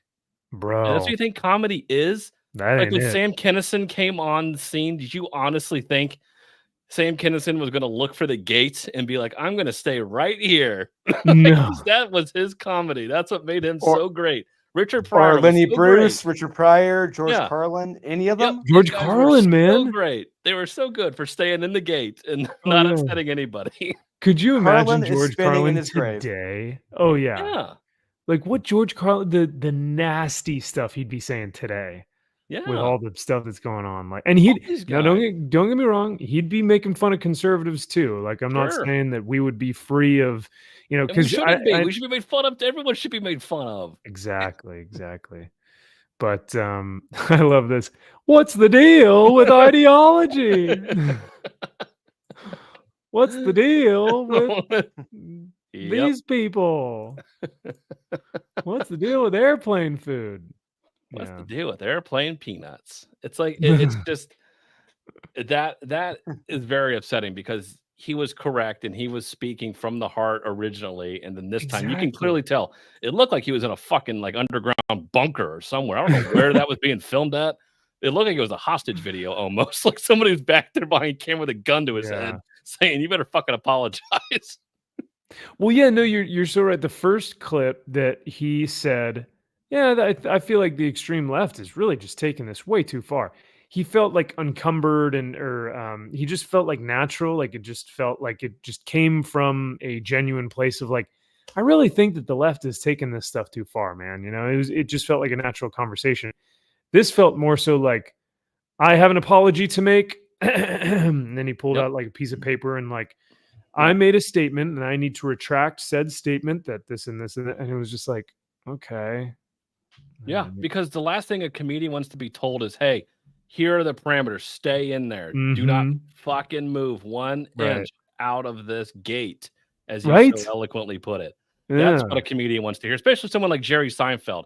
Hey, Jerry, tone it down. All right, we're going to tell you what you can and can't say from now on. Yeah, that sounds like something like, oh, sure, okay. Sure, why not? What can I say? All right, I won't say it. I won't say it. Not that there's anything wrong with that. No, of course not. Yeah. But yeah, no, I it's so sad. He's our favorite, man. And so chat, for anyone who's wondering, like, what the hell? You guys are supposed to be talking about comics. Well, Kyle, Drew, and I are our favorite show of all time, maybe of all time, I don't know, is Seinfeld. And so I had to bring it up with the guys tonight because I saw this and I was like, we got to talk about it. Because it's like everything, you know, Seinfeld has so many different references that we reference in our live streams that I was like, I have to at least showcase the clip because it's just, it sucks, man. It sucks that that he feels so pressured that he's like, I have to say something. So yeah, somebody that high, like somebody there, like who's at the top is still getting pressure from something. It's like, Jesus. Yeah. Someone who has FU money for lifetimes, not just one, lifetimes. Yep. He's got pressure. Yeah. Pretty wild. That means, whoever told him was either higher, which like, I don't even know, or it was his wife. So those are the only two that I can think. Could be. I hope Larry David comes out and calls him a fucking pussy. Like something like. Oh man, JK, were you a Friends watcher? Did you like Friends and stuff? No, he was all about Mad About You. Oh, Mad About Shoe. Yeah, nice. Hey, baby, no tongue. Oh no. Well, the same thing. You know what else was a disappointment? No, Wonder Woman. I don't even want to. Whoa! Oh. Hey. No. No, sir. This. So, where do I even start with this? So, Kyle so lovingly sent me a text message the other day, and on the text it said something to the effect of like, what did you say? I forget what the text message said, but this is W. Maxwell Prince's Instagram page. And if you guys know, we have praised Ice Cream Man for like, Kyle has been adamant about the Ice Cream Man series. The issue, every issue has been really great, and I've agreed with him. Josh had Swan Songs by W. Maxwell Prince as his number one pick of 2023. Like 2023 best book series, best issue, Swan Songs by W. Maxwell Prince. We love the guy. We've talked about him multiple times on this show, and Kyle sent us this page yesterday from his Instagram, and I about threw my phone and was just like, what even is this? Yep. And you can see what he wrote up at the top there. His, yeah. underneath. It was just like, so he says Ice Cream Man number 42 comes out 2 weeks after the election. Here are 2 pages from it. Vote Harris Walls. Now, normally I'd go, all right, it's just a guy who's putting his political takes out there, whatever. But when you read the comic, the page that he posted, oh my God, it's vile, dude. it's it leaves little to the imagination here. Yeah. Yeah, it's yeah. pretty much hits you over the head. The cruelty of it all. Linda, are you okay? What do you see, Mom? I saw how it is. I'm going into the last one. See you on the other side. So, Kyle, do you want to? Well, actually, I might as well just read this because I don't think you can explain what's going on without actually reading some of. Unfortunately, he leaves little to the imagination here and kind of spells it out literally with the words. Yeah. He says, under a lopsided Supreme Court. Here we go. Literally, was like, and here we go. And here we go. All right, here we are. We're here. Yep. All right. Like this is where I just throw my hands up and I go, oh, that was it. And it's been a fun run, guys. It's been a good. Yep. It ended on a high note with the car accident issues. And even the last issue I thought was really good. The James Bond one? Yeah, that was fun. Oh, get out of town. I thought it was a stinker. I thought it was fun. Nah. So this one, he says, under a lopsided Supreme Court and an ultra conservative congressional majority, women are losing their bodily autonomy to draconian laws and antiquated legislation. Real quick, this is we're gonna have some fun facts with numbers here. We're gonna have fun with numbers. Okay. Do you know approximately how much Planned Parenthood receives every year in federal funding? This is what they're given from the federal government. Guess how much they're given? I don't know. Just take ballpark. $1 million. Not even close. Oh, Higher or lower? Higher. I would say $1 billion. $1 billion. Actually, about half that, Kyle. They're every year. Planned Parenthood receives $592 million. Wow. And between the years 2019 and 2021, do you know how many abortions they performed? Oh, dude, I don't even know if I want to know that. I know. 1.11 million abortions. Ugh.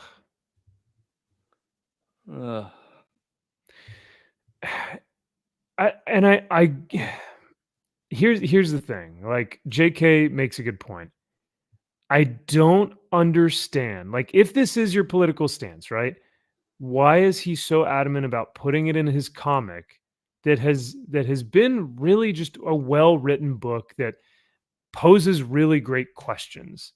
But this is just vehemently hitting you over the head with just whatever rhetoric he deems necessary to tell you how to live your life.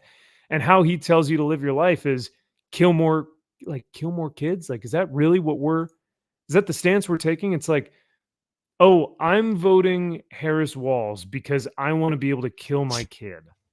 Right. Like, I don't get that. That's the side. It's like, that's the side you want to be on. Like, okay, that's the hill that you want to die on here. Okay. And we were just talking about Seinfeld, ironically, talking about abortion. W. Maxwell Prince is a very good writer. He knows how to be poignant and nuanced. He knows subtlety. He does. knows. Yeah. He understands that art. And in Seinfeld, when they wanted to tackle abortion, what did he equate it to? A pizza going in and out of an oven. Yes. It's not a pizza till it comes out of the oven. It's like right. That it's a pizza the second you put your hands in the dough. It's like subtle. You wouldn't necessarily. And it's funny. And it's funny. And it's like I didn't know that when I was first watching Seinfeld until later on. I'm like, oh shit! Like Right. That's interesting writing. It's like this. Nothing interesting here. It's like and now this could be told from a perspective of a total fucking asshole, psycho that could be explaining these things, and he could be showing the other side of this argument later. I don't know in the book, but it doesn't seem like it when he says vote Harris Walls. It's like, well, you kind of showed your hand. Oh, okay. Thanks for letting us know your entire ideology. Yes. It's like, okay, so this isn't going to be subtle at all. You're not going to show the other side to this. Yeah. Or if you do, it's going to be some fucking wackadoo that says, hey, maybe you should, keep a person alive and not kill them. I know that sounds radical. But... Yeah. It's like, good luck explaining that to your kids. Yeah. Jack Frost says there's no nationwide abortion ban. Repealing Roe v. Wade sent the subject back to the states. If you want an abortion, lobby for it in your state, or if you want an abortion, lobby for it in your state, or move to one where it is legal. Yeah, 100% exactly. true. Yep. 100% of the people that are for abortion are already born, says Nuke.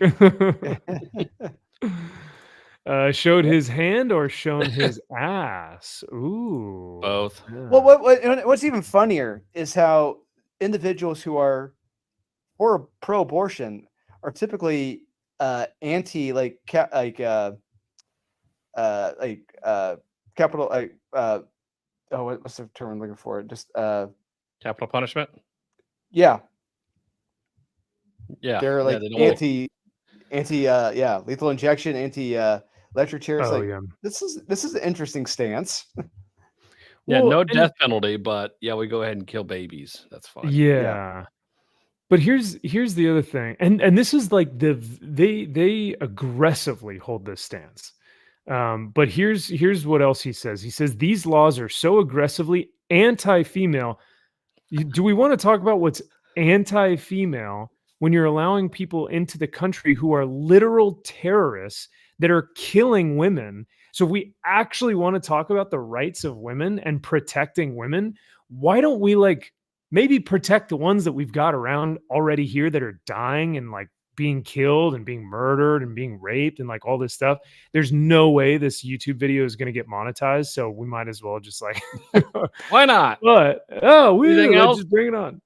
But if we really want to talk about being harmful to women or making sure that women are females are being taken care of, why don't we talk about all the other things that are happening to women, like letting a man go into a boxing ring and blowing the back of some broad's brains out because he nails her with a right hook. What are we talking about here? So, but he says these laws are so aggressively anti-female, so intentionally harmful to their bodies that most don't even include exceptions for things like rape, incest, teenage pregnancy. And he says, please, she's just a kid. She made a mistake. And then this last one, the rape, incest, all that stuff, it's less than 1% of fucking abortions that happen in the United States. It's 1% of the 1%, right? Yeah. But again, if that's where we draw the line, okay, we'll say it's okay for rape, incest, and life of the mother. If we say that's okay, is that okay then? Then they're like, no. Well, no. But what about this? It's see, so it doesn't matter. They claim that it matters. The second, if every state was fine, these will be the exceptions for abortion. These three things, that's it. Is that okay? The majority of people that are pro-abortion would say, no, still not good enough. So then it's right. So those don't even matter to you. Yeah.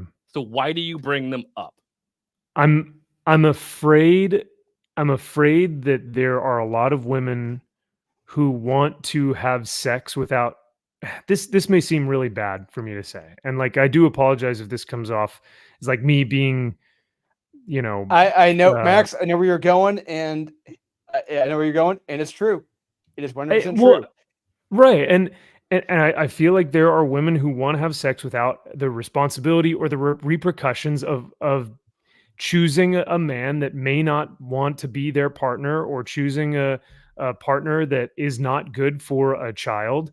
And so instead of taking responsibility, they go, just flush it out. you know, and unfortunately we're at that stage where we've been told where we've been taught, like, be selfish, take care of yourself, who cares, whatever, sleep around with whoever you want, take zero responsibility for anything. And I fear that a lot of the women who are promoting the whole abortion thing really don't actually care about the rape, the incest, all the 1% of those things that are happening. They're just like, I just want to sleep around, and like, I just want to make sure I don't have a kid. That's what I'm afraid of, and that's what I feel like a majority of these women are.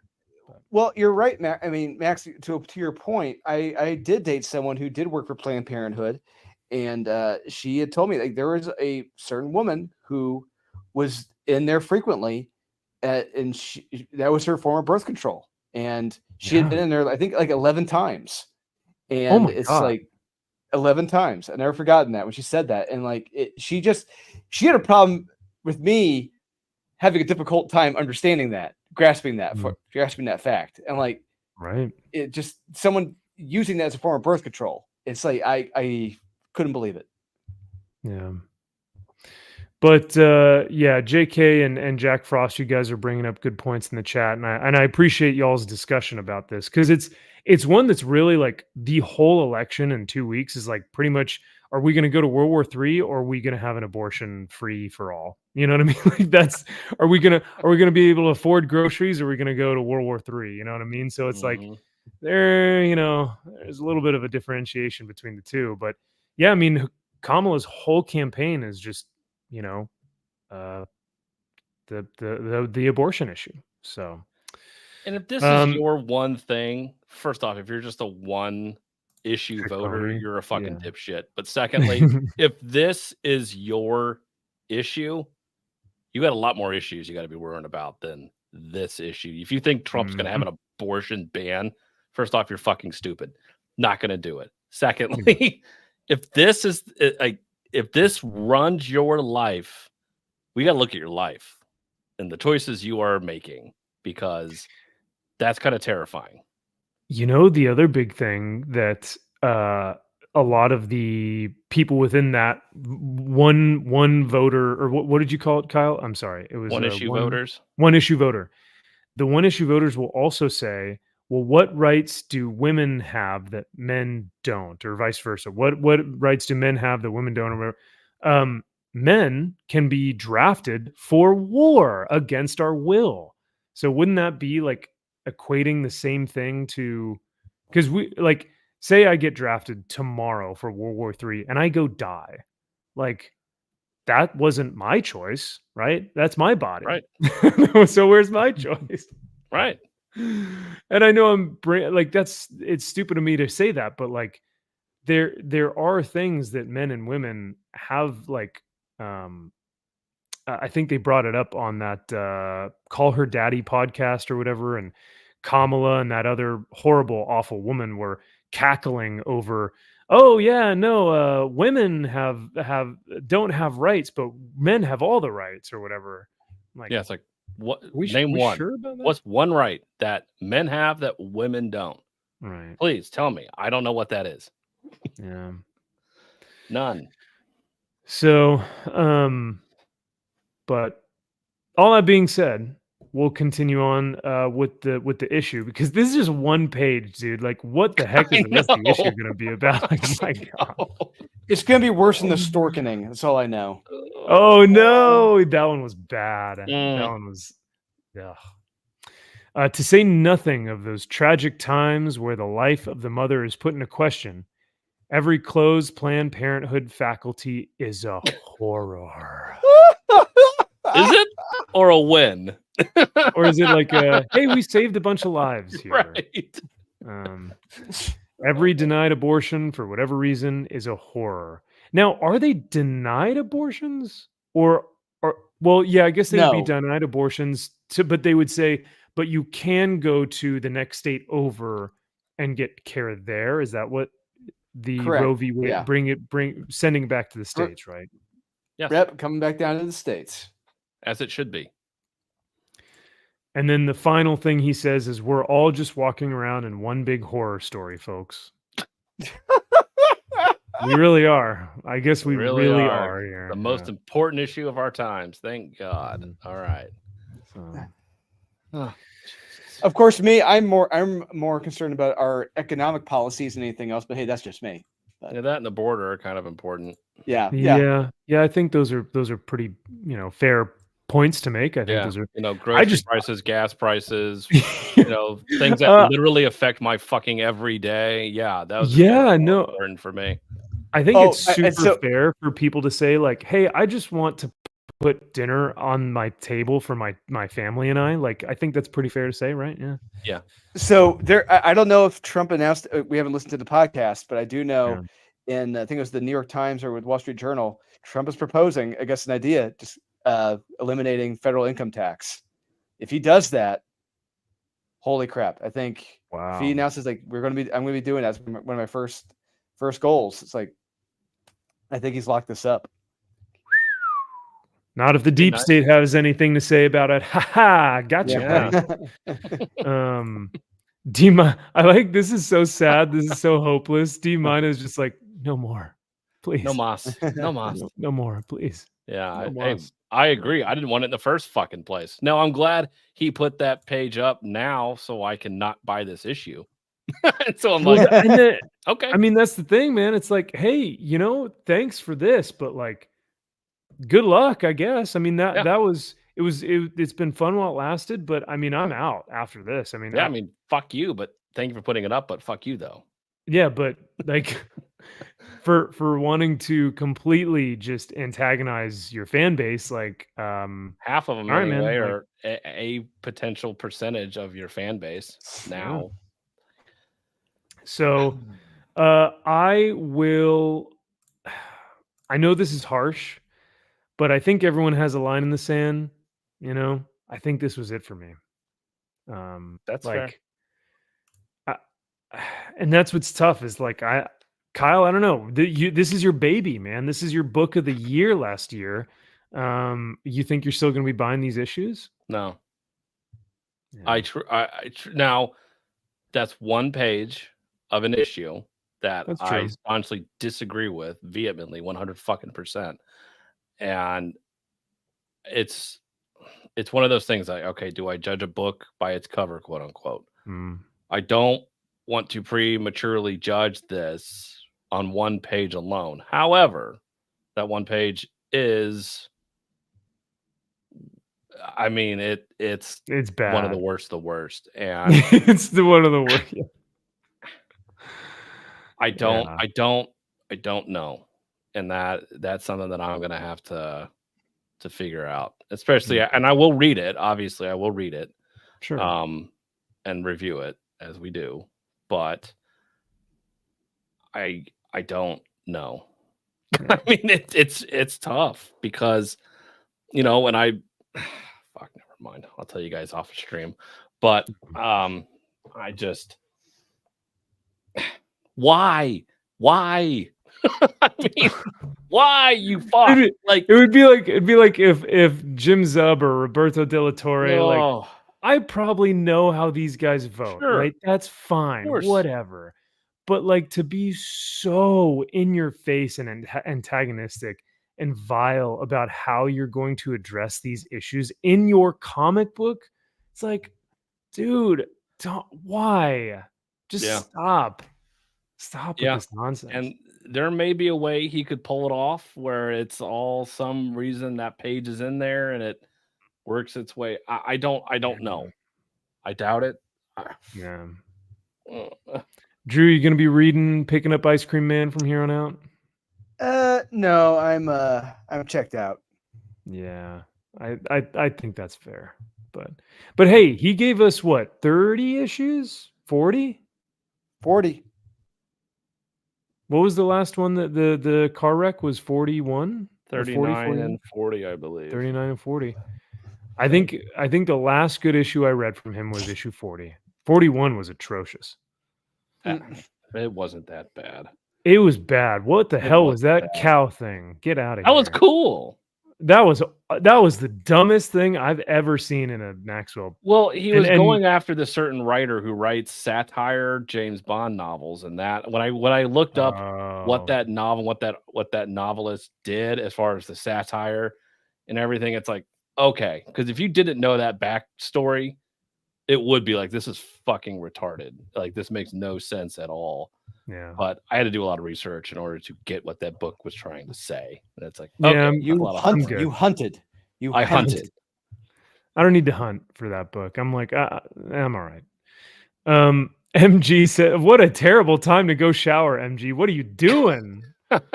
He said, "Had to shower. Did the boys just ditch Ice Cream Man?" Oh, we're done, man. It's gone. It's I think so. God, man, I want to take that fucking OA down now. God, fuck. no, because you can still appreciate I the know. artistry of the illustration, and like, there's still no doubting that he's very talented. That's the thing that sucks. Is like, man, he's still really talented. But then it's But- like, how am I going to stop? It's like, he's going to pull me back in. I know he will. Oh, He's of going to do course. something and be Of like, course. fuck, I got to read that now. Nuke says he's entered into Mark Wade territory. Well, yeah, with Wes from Thinking Critical, he's off of Mark Wade entirely, like completely done. After Mark Yeah. Wade posting about, alt right, blah blah blah, this and Comicsgate this on Facebook, Wes is done. Yeah. Trencher7 says, yeah, no longer pre-ordering Ice Cream Man, definitely dropping it. Wow. Whoa. See, this is I hate to do it. I hate to do it to the man, but like, Oh, he posted it. We got to report the news. fuck.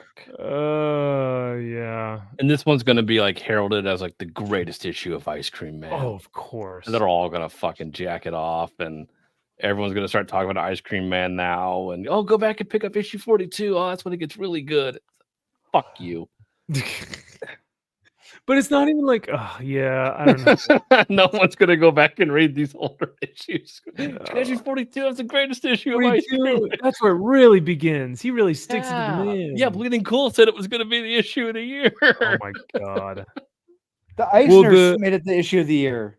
Yep, Yeah. that one page is going to No. win best page of the Makes Pop and sense. Paul is going to be like, page of the week goes. It was to- poignant and nuanced when it's like it was neither of those. It was like the exact opposite of poignant and nuanced. It was like the most in your face thing propaganda. possible. It was- It's yeah, fucking 100%. propaganda. Yep. So. Jack says, "Are you going to respond to him and tell him you're dropping the book?" He doesn't give a fuck about Ooh. me. That's That's actually probably the problem, yeah. but it's like I'm a lifelong fan, and I have responded to him. I've even told him, "You're a huge inspiration to me. Ice Cream Man was one of the reasons I was writing my story, Wow. and I'm really excited." And he said, "Awesome, dude! Congratulations! Go write your fucking great American novel. I'm proud of you." It's like, or something. He wrote back to me. It's like, this guy's really cool. And now if I gotta be like, "Hey, fuck you, you piece of shit," because you know what you wrote.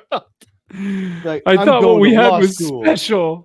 Yeah. We had special. I'm going to law school. Mhm. No. Gosh dang it. Yeah. You hate to see it. You hate to see it. I'm trying to think because I mean this is this is equivalent to like Mark Silvestri or something for me. Like one of my favorite creators of all time, just really just being like, yeah, no, F you, and then like big middle finger.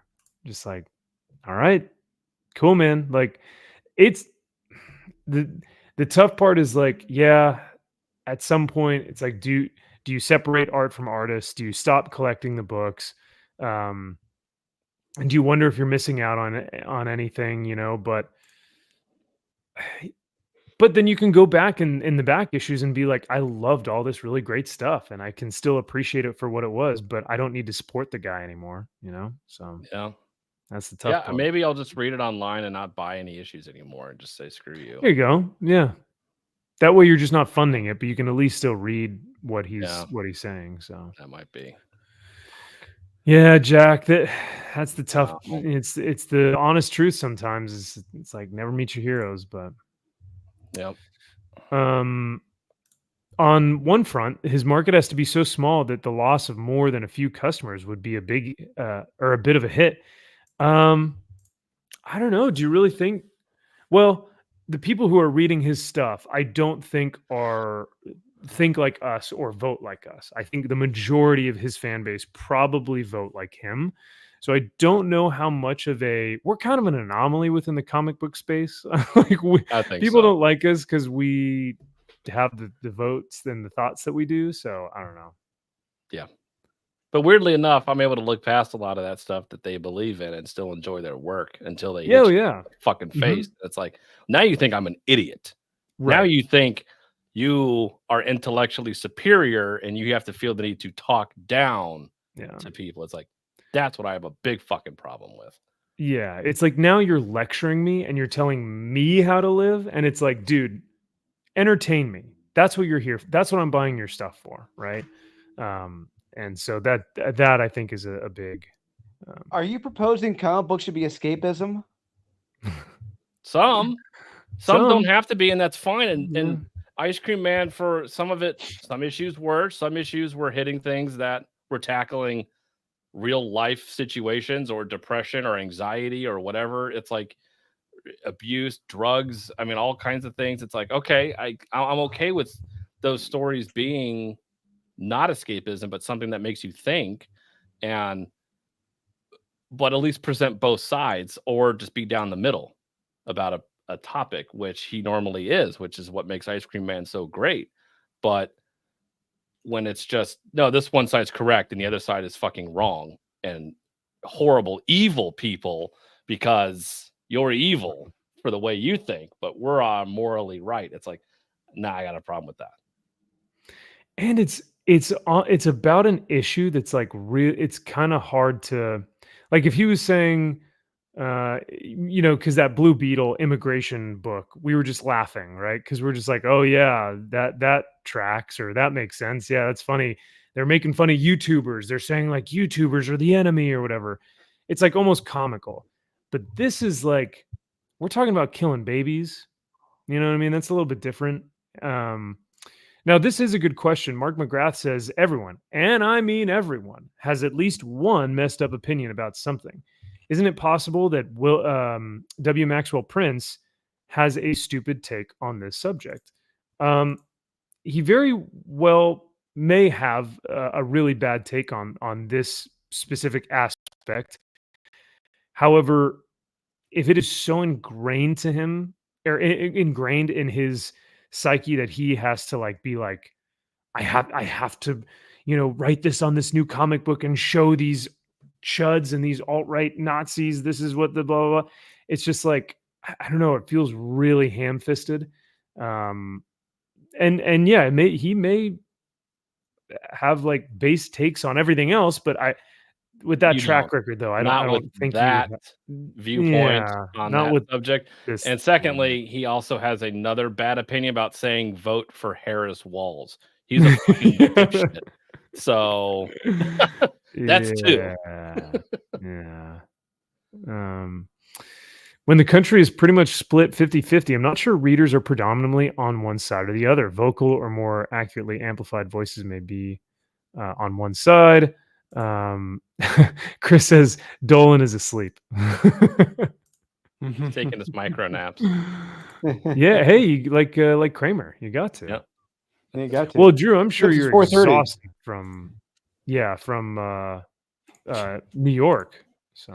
Oh yeah, and speaking of which, I got an epic story to tell you about Saturday night. Ooh, yeah, you can share it with us now. I'm gonna pull up our next thing. So if you want to talk about it. Yeah. So Saturday night, Steve takes the entire crew out to an amazing steak dinner, fancy steak dinner Saturday night, and so it's like me, Aaron, Murphy, Ryan, his crew from the Comic Mint, Stephen Defendini and his wife, Will Jack is there, and Steve is there with his friend Jeff, and we're Nate Watson's there. And we're all having a blast. Aaron's talking to Stephen Defendini's wife. We're getting her involved in the conversation. He's telling her a funny story, something that happened to him in California. She's getting all into the story. But as the evening went on, as we finished dinner, I was hanging out, chatting with Steve and his friend Jeff. I moved to the other side so I could look out the our private dining room, and I see this big guy out in the area. He's putting people in headlocks. He's shaking hands. He's smiling and everything.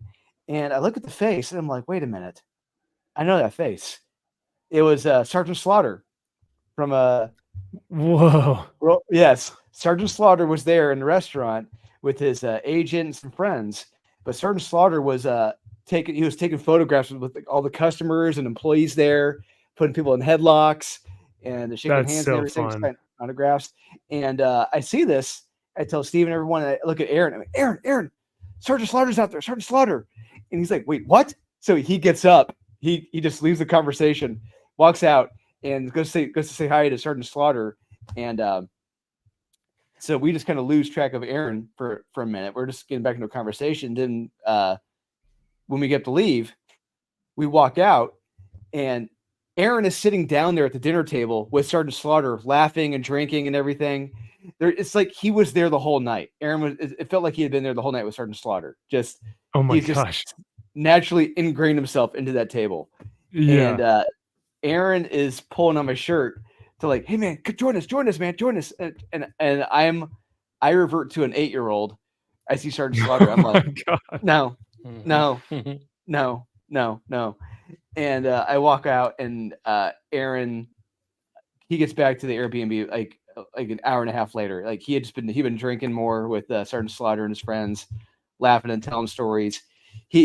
Aaron, I guess, got a great story about WrestleMania 1, where Sergeant Slaughter's supposed to be involved with, and Vince nixed it, and because of G.I. Joe deal. It's a great story. I wish Aaron were here to tell it, but that was an awesome night. That was just an awesome day. Dude, how fun. That's amazing.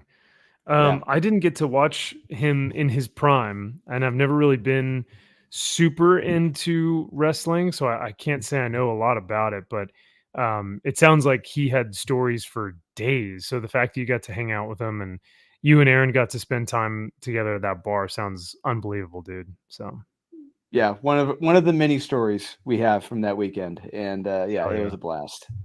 I love it. Before your internet died, you said there was a kicker. What was the kicker? We were all waiting. Oh, you're like, so it was back to the last blood here. So Rob Liefeld is going to be doing a manga edition of this. Ooh, now I'm interested. So here you gotta check Manga. Look at that. Ooh, yeah, man. Look at that. Yeah. That actually looks sick. I like that a lot. Yeah, me too. So I it's like just it in more than the black and colored white. version. Yeah, like Yeah, manga. the black and white looks better than the colored. So it's just Yeah. black and white. It's not manga. Is it backwards?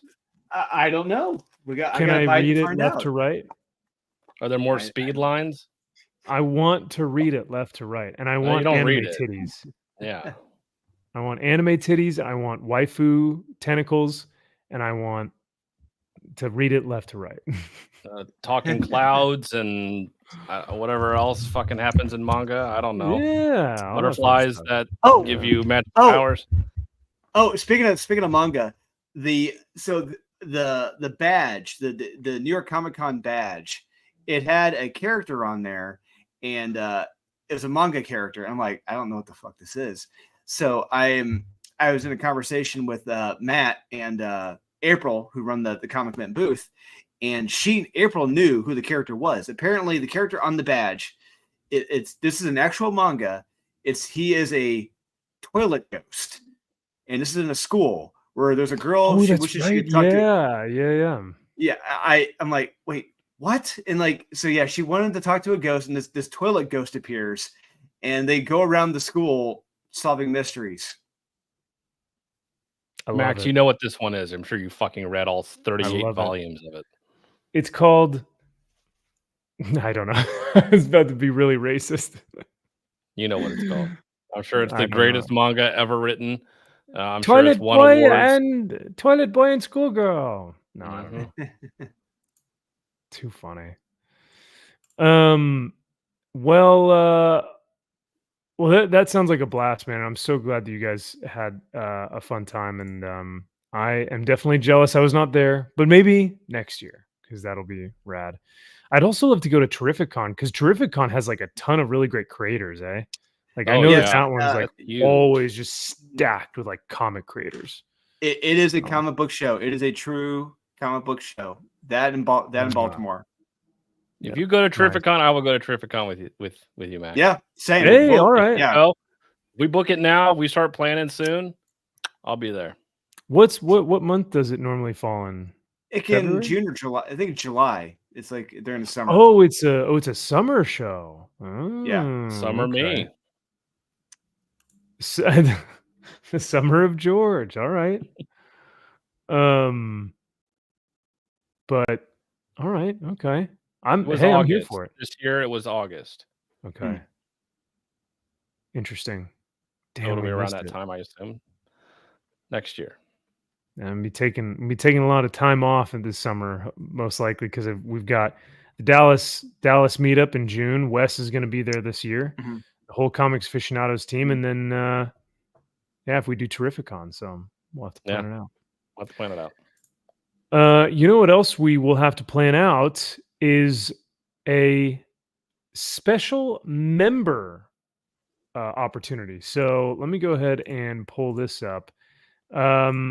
So to everyone who is watching, who is a member, or if you're not a member, please consider joining the YouTube channel.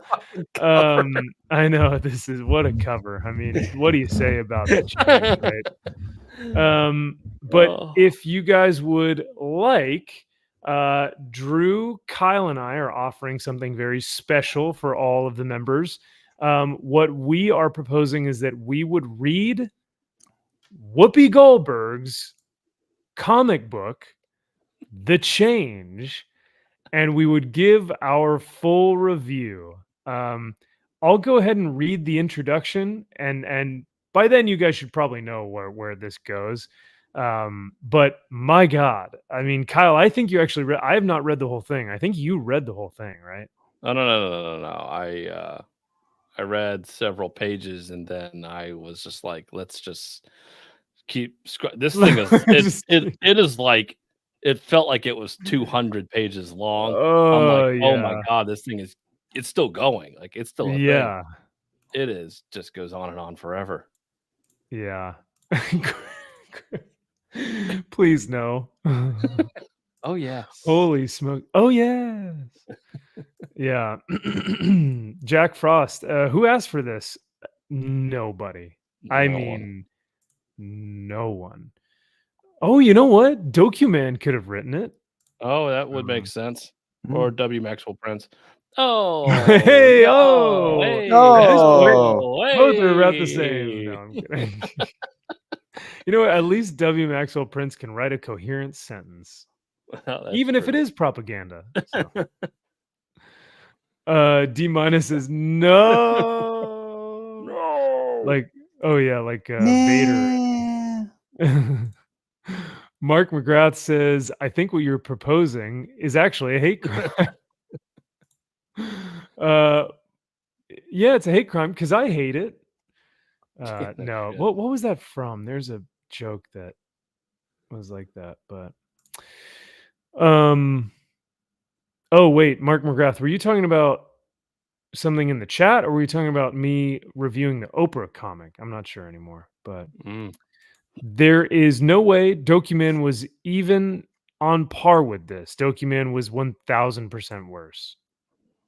I don't know. Well, I guess if you're a member, find out.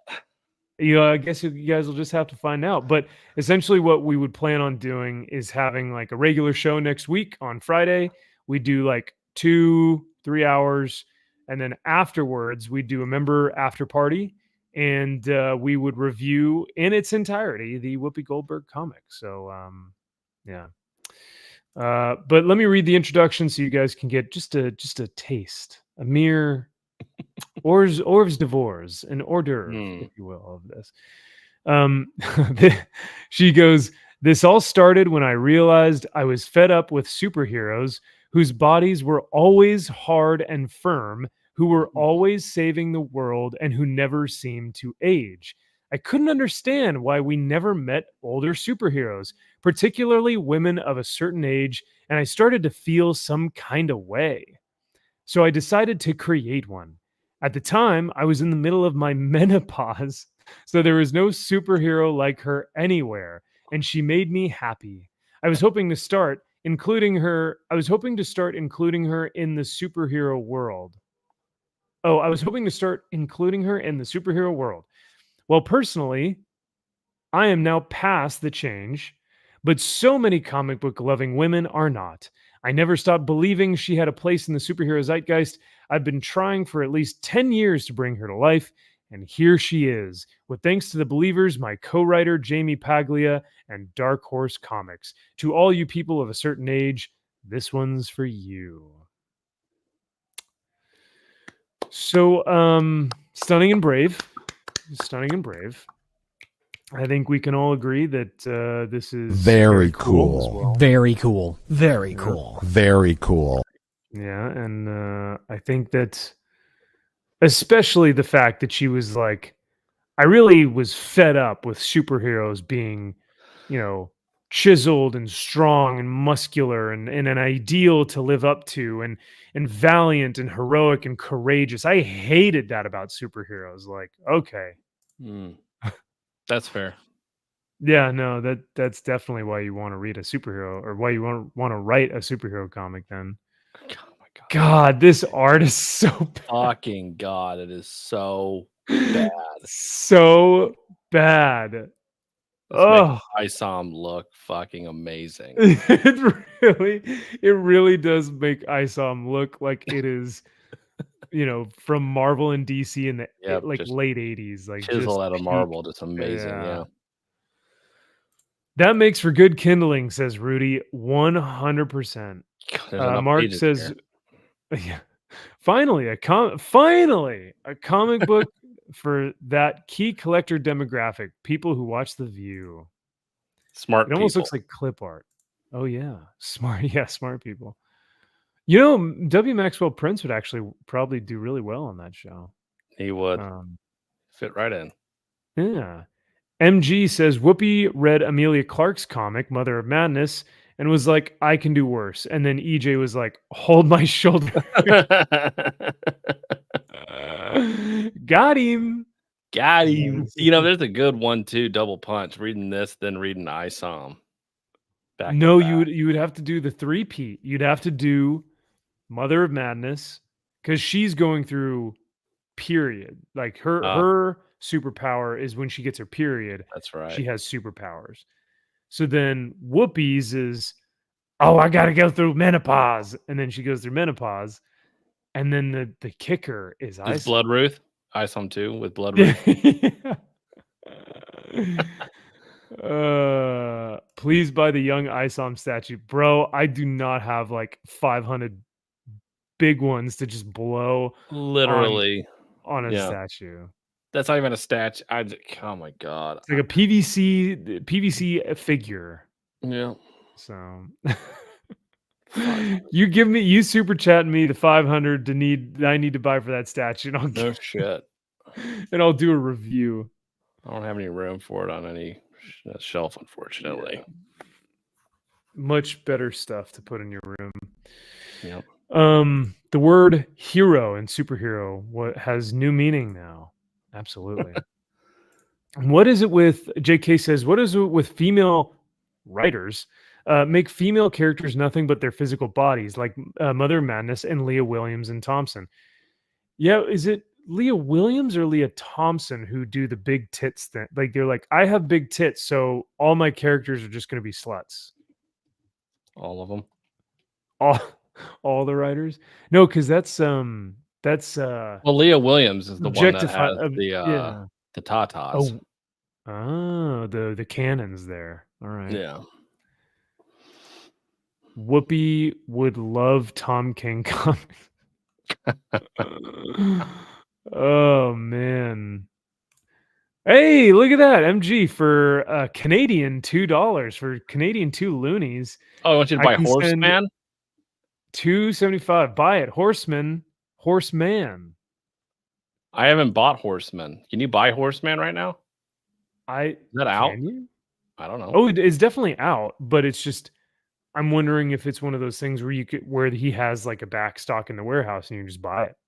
Oh. Well, you gotta wait till it's $2. Is it already marked down? Is it 95% off?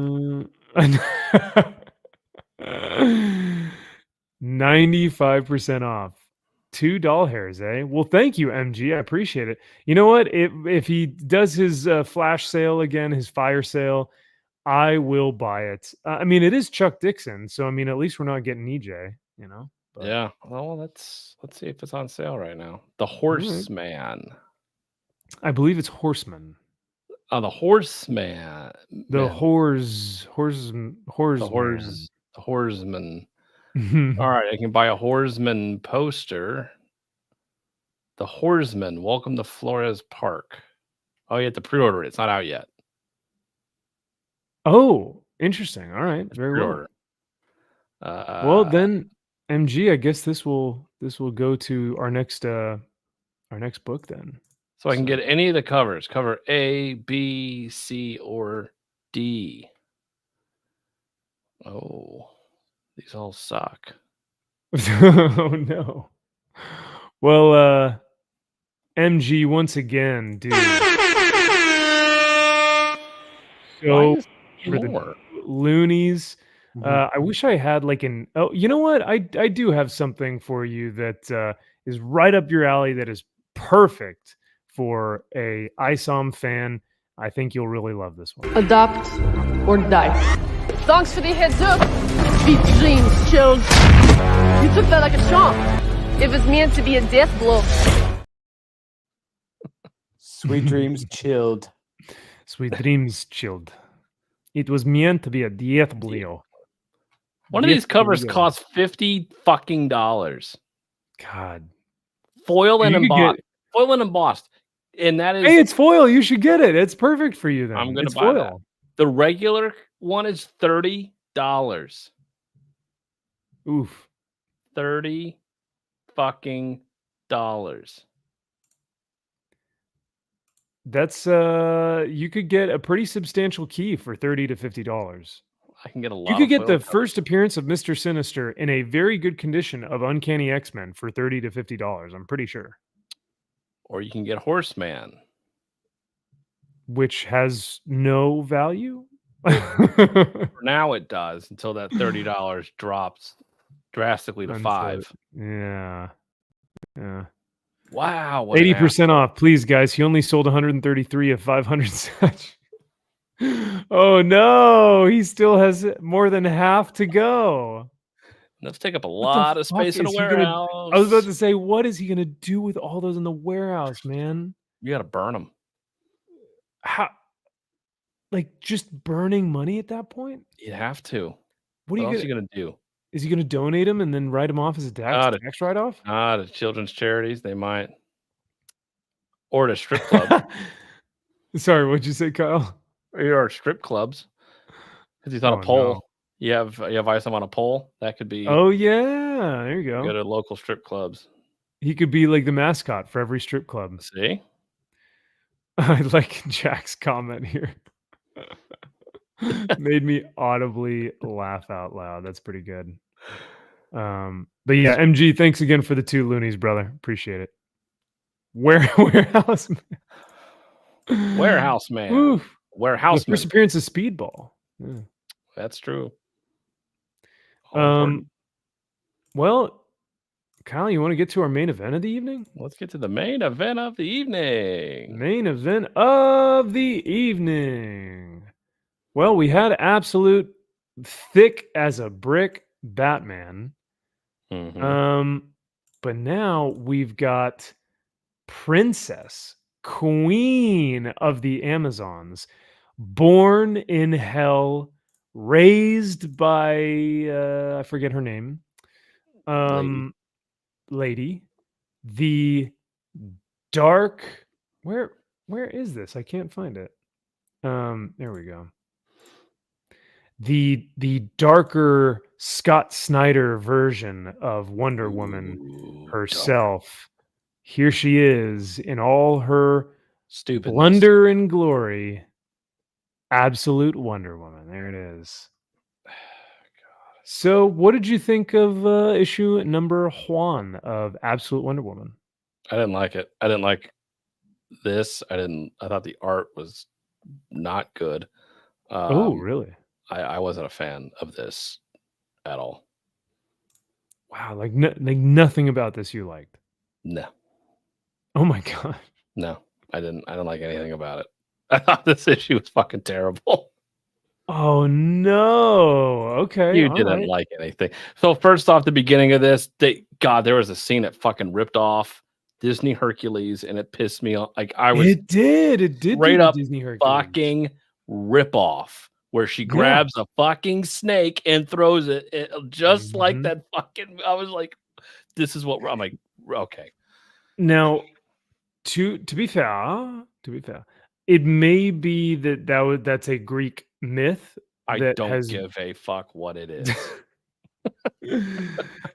And remember, in Disney Hercules, he bonks the two of them together, and then he ties them and throws them. So she didn't bonk them, but yeah. But when I that is the first thing I thought. Like when I saw that, I'm like, you fucking hack. Yeah, I definitely thought Disney's Hercules for sure. I do think we have to be a little bit, we probably should. We should be a little bit quiet. We just keep it. Mark, you have to keep it down, okay, Mark? We have to be. I'm in the middle here.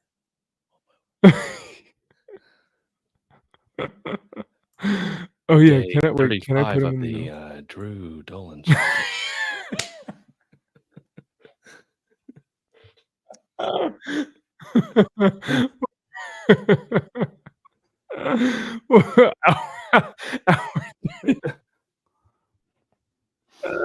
don't know why that was so dumb, but so funny. Oh my gosh. Oh man. Drew, did you get a chance to read Absolute Blunder Woman? You mean Absolute Witchy Woman? Yes, I did. Witchy Woman. That's what what were I'm your called. thoughts about this bad boy? What? What were your thoughts about this bad boy? I will say I liked it more than Batman, the Absolute Batman. Yeah, okay. All right. The art, let me just say that the art belongs to the indies, not in the big two. I feel like this art is not ready for prime time on the big two level. It's not a commercial art style. And the origin story is confusing. Doesn't really make a whole lot of sense. I'll let you read it and you know what I'm talking about. But on the whole, it wasn't bad. It was okay. Better than Batman. Yeah, and I think I agree with you there. I think I may have liked it better than Thick Batman. I don't know, Kyle. Between the was two, more you would competently choose. written than this. You enjoyed Absolute Batman more than Absolute Wonder Woman? Oh, 100%. Yeah. Really? Okay. Yeah. All right. I may not like Absolute Batman or where it might eventually go, but that first issue was more competently written and more interesting than this. Okay. Well, here's another problem with this book. I noticed like one thing that they should have done. They should have left it a fucking mystery. Don't show Apollo. Spoiler alert. Don't show him bringing this plot element. This right here, explaining why the baby's coming. No. That does not work. That does not work at all. I read this 3 times. I'm like, but leave that all a mystery. It's just the baby is growing up there on the island with Cersei. Then you slowly discover things along the way. This should not have shown this. Yeah. It's tough because he's like, the Amazons have done something so awful that my father Zeus has removed Diana from Themyscira and is sending her to hell for the Amazons, for what the Amazons did. Is that So okay, so what I'm so it doesn't make sense, because to me it's because he's imprisoning the Amazons on that island. They're not going, they can't go anywhere. They're stuck there. Oh, that's right. They're forever stuck there. Yet they remove the baby and take it to hell to stay there. It's like, wait, why doesn't the baby just stay with the Amazons if they're not going anywhere and they're staying there forever? I don't understand that. Yeah, it's like we're taking the baby as punishment. It's like, wait, what? Right. Wait, who's what? Wait, who's being punished? Yeah, like You're already punishing them, then now you're double punishing them. It's like now I you're don't- double yeah, down. like, You're okay. doubling down. It's tough to say, and I don't think that the book really succeeds in its explanation or the really like the whole foundation of why Diana is there in the first place. But Yeah, like it falls you guys apart on said, itself. yeah, Doesn't make sense. Should have left it a mystery. Do not explain it, because things are always better when you explain it. Just leave it a mystery. The one thing that is a mystery, though, is we don't know what the Amazons did to deserve this. So maybe they did something so horrendous that we find out later that we are like, oh, wow, that makes total sense. They're They were banning strong abortion. women that go after They were- a man. They Fuck banned you, abortions. man. Yeah. No. Yeah, maybe that's what it was. So, but yeah, so I mean, there are moments in the book where the art is like this looks not great, but then this looks pretty good. This looks okay. And then like even Apollo here looks pretty good. Not But then really. it goes back to like this looks really bad. ugh. Yeah. Like really bad. The art is very, very inconsistent, and like I said, it's not ready. It's not a big two art style. It's a very much an indie art style. Like it's like a Martin Morazzo art style. It is indie, but I Mhm. don't mind it. Like the art did not pull me away from the story on this one. So, because there were Cool. even some moments during the action where I was like, okay, I could see this in more of an indie book, but this definitely doesn't feel like a now. Oh, you know what I will say though, this does blow Tom King's Wonder Woman book out of the water. Yes, I will say agree. that because at least this has like fun action and crazy killing and stuff like that. So I don't know. Sure. Jack said, "Oh, he's probably talking about a different comic, maybe." Yeah, they're maybe talking about they're talking about Grendel in the chat. Okay. Grendel.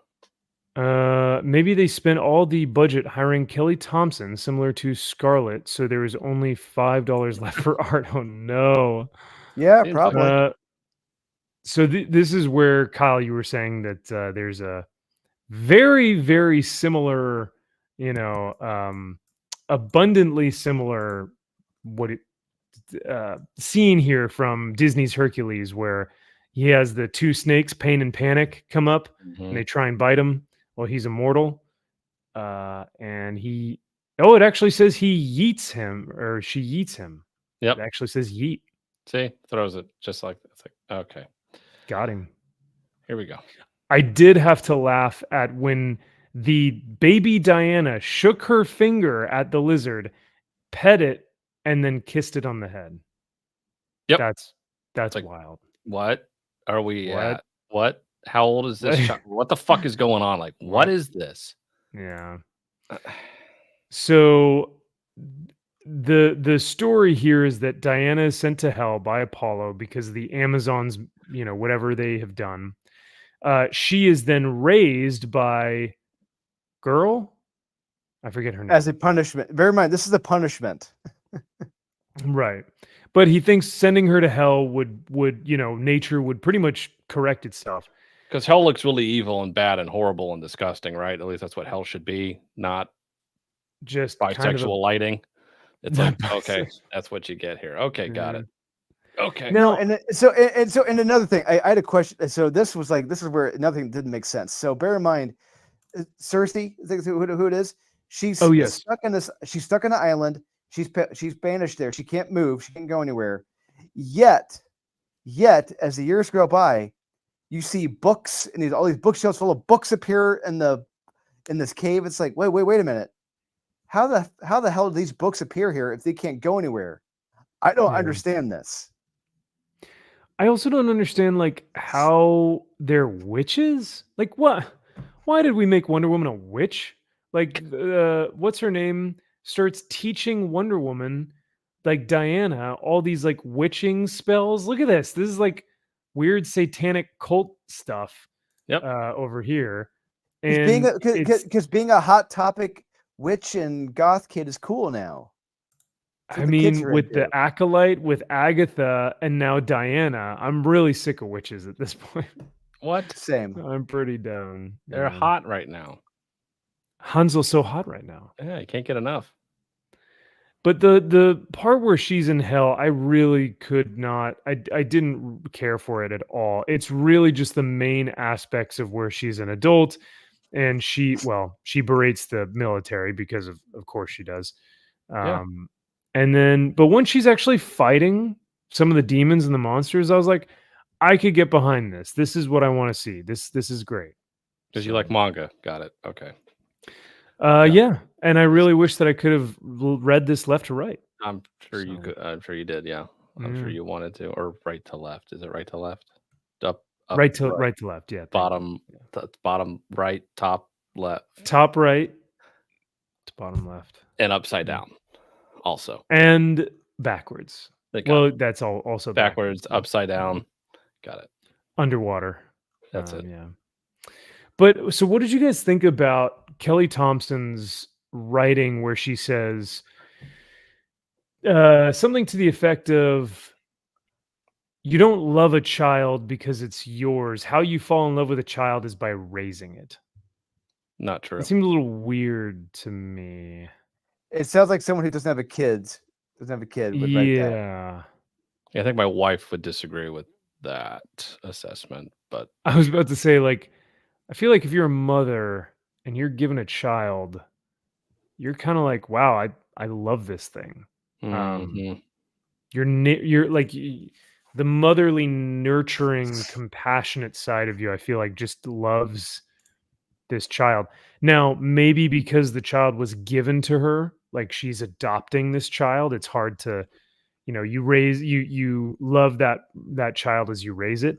But I don't know what Kelly Thompson is trying to say. Is this an allegory for something? Is it subtext? Or is she literally just saying like, oh no, I didn't love my kid until I actually raised it? I think that's what she's saying. It's quite literally that. Okay. Oh, see, that's interesting because JK says as an adoptive mom, that does sound true. So maybe she's got a point. I don't know. It just felt odd because, and I think that may be what she's trying to get to, is that this woman is not she has not birthed Diana, but has merely adopted her and is now kind of falling in love with her. Sure. But I don't know. I guess so. Could be. But then she goes on to say, like, but you don't truly prove your love until you let them go out on their own. And then that's where we see Diana out on her own slaying these demon hellspawn things. So yep, getting rid of the male gaze. Wow, that's a little homophobic, right? The male gaze. Oh, the male gaze. The other gaze. Yeah. So yeah, because I like this is bad. Like this is a bad panel, right? Like that's really stupid. With the boxes. Yeah, that's really bad. I don't. The reason why I don't mind it is because it looks like it's actual, like the panels actually look like they have some dimension to them, as opposed to if they were just like flat. It's not the greatest panel. We are going to see some panels in Conan that just fucking rock, that make this panel look like garbage. So, but I mean, you take what you can get. I just thought this was really boring. I honestly thought this had no urgency. I thought the action was very stilted and very lame. I didn't buy into any of this bullshit in this book. I just didn't. That's fair. No, I totally understand it. Like I said, this is not by any means a recommend, but I think it's good enough for maybe a meh on my end. There are some beautiful covers that came with this. So maybe I'd recommend it if it's a nice cover, but at the same time, I don't want to have to tell you guys you have to get a cover by and make it a foil like Batman. So No, that's smart. no. That's an investment. Oh, I do have my absolute Batman foil over there somewhere in a box. So somewhere. Yeah. What do y'all think see, like, this looks good, right? Maybe. It could be better. Yeah. Let me ask you guys this though. So I think I wrote this down in my notes. Why do you think Zeus doesn't want Diana to know she's an Amazon? Like, what's the point of her not being able to say? Because when she's in hell, so chat for context, when Diana is in hell, she can't say the word Amazon. Like, Zeus has banned her from, or Apollo has banned her from saying Amazon. All I know, Max, all I know is that our ideas for what happened are going to be incredibly more creative and interesting than what Kelly Thompson is going to bring us. I guarantee it. That's fair. Yeah, that's true. I mean, this is supposed to be a world without hope, right? Everything's supposed to be hopeless. Everyone is supposed to be hopeless. And so apparently her not being on Themyscira or knowing what Amazon stands for means she doesn't have any hope. And so she's supposed to be this evil witch, which I don't get in this issue at all, that she's supposed to be some true evil badass, which could be an interesting story if told correctly, which this is not. And so I'm not left with this badass Wonder Woman who is completely on the opposite side and does not have any hope at all or any like love or compassion for anything. And I'm just out for myself sort of thing. And I'm very selfish and I'm going to do it's like I didn't get any of that. And that's what they're trying to convey here. They failed. So I don't understand. They didn't go too hard to one side. Like I thought that's what the point of this was in this absolute universe, because I read the little preview for Absolute Superman and I have a feeling that's going to be just as bad as this. See, I think Superman's going to be the worst out of the three. I was not impressed with the first issues I saw, that the first pages. I was like, oh God. So I don't know what the point is. If you're not going to go there, it's like, well, we can't make her too bad because then it's like, well, then what's the point of doing this then? Right. Yeah, and I think maybe that's why I liked the book at first, is because I liked the concept. Because I think you had mentioned something, Kyle, like if she really is the princess of hell, if she really is this witch of the Wild Isle, daughter of Circe, last of the Amazons, right? Like, make her that. Like, you should write her in as like this absolute monstrous badass, just kind of like the Daniel Warren Johnson Wonder Woman Dead Earth, where she's like ripping things in half and like, I don't know, just showcase her prowess, her strength and badass like nature. But I guess you just didn't really get too much of that with this. But you got none of it. And if she does find out that the gods did this to you, Apollo was the messenger, but Zeus was the one that was behind this, she should be Kratos from God of War saying, I'm going to hunt down all of these gods and I will fuck them over for that'd be killing cool. Yeah. all of the Amazons. I am the last. You then banish me to hell on top of killing everybody, all of my people.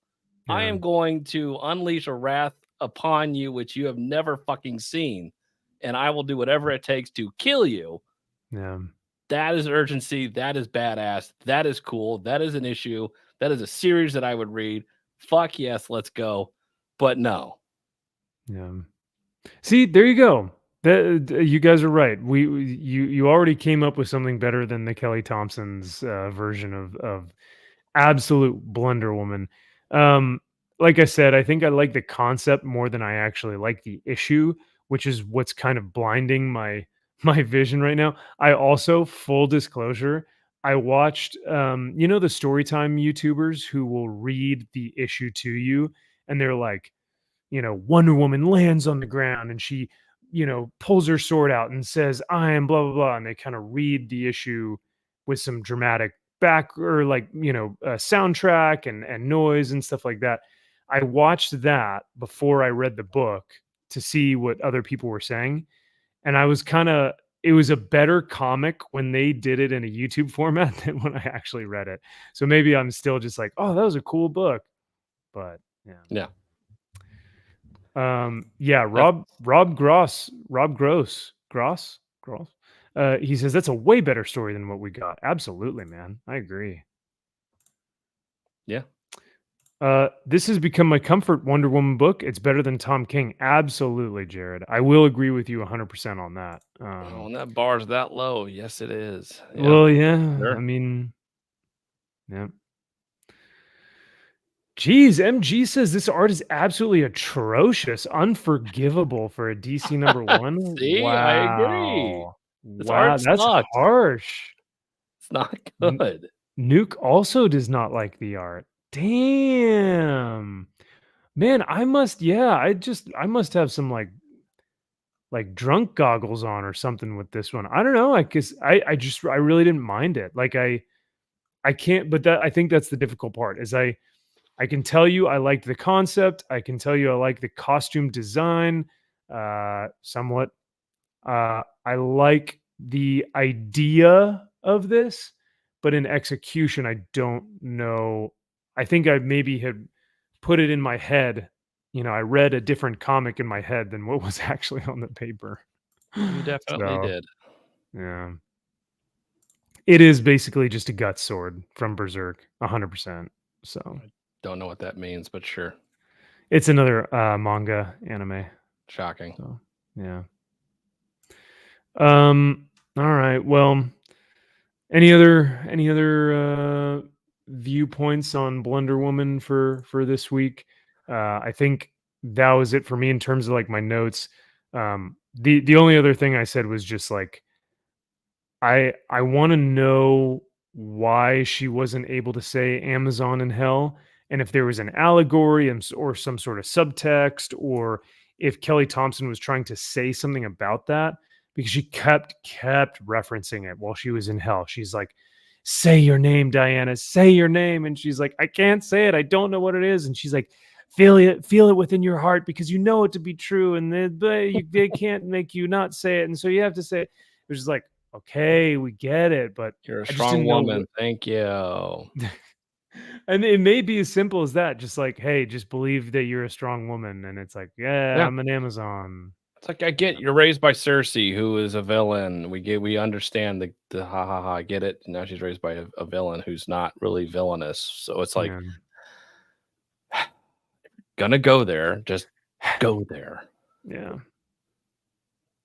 The dialogue did feel off, though, for sure. Mm-hmm. So I will say that for sure. All right. Well, that's absolute Wonder Woman. You're gonna give this one a skip it? If I guess, is it better than Tom King? Yes, it is better than Tom King Wonder Woman.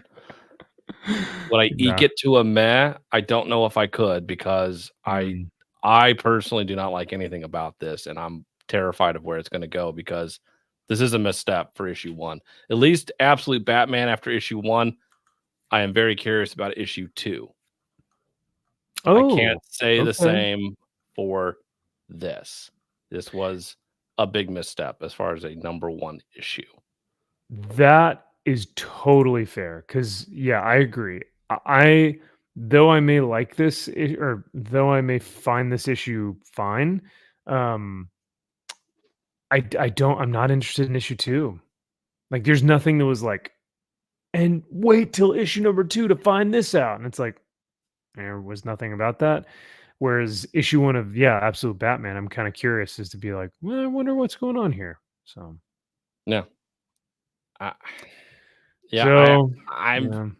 personally will skip it if you now how this again, she's not evil enough to where I'm like, how is she going to play off a Batman? How is she going to play off of Superman in this? Like, I really want to see these people together to see how they will or will not mesh together, trying to fight good.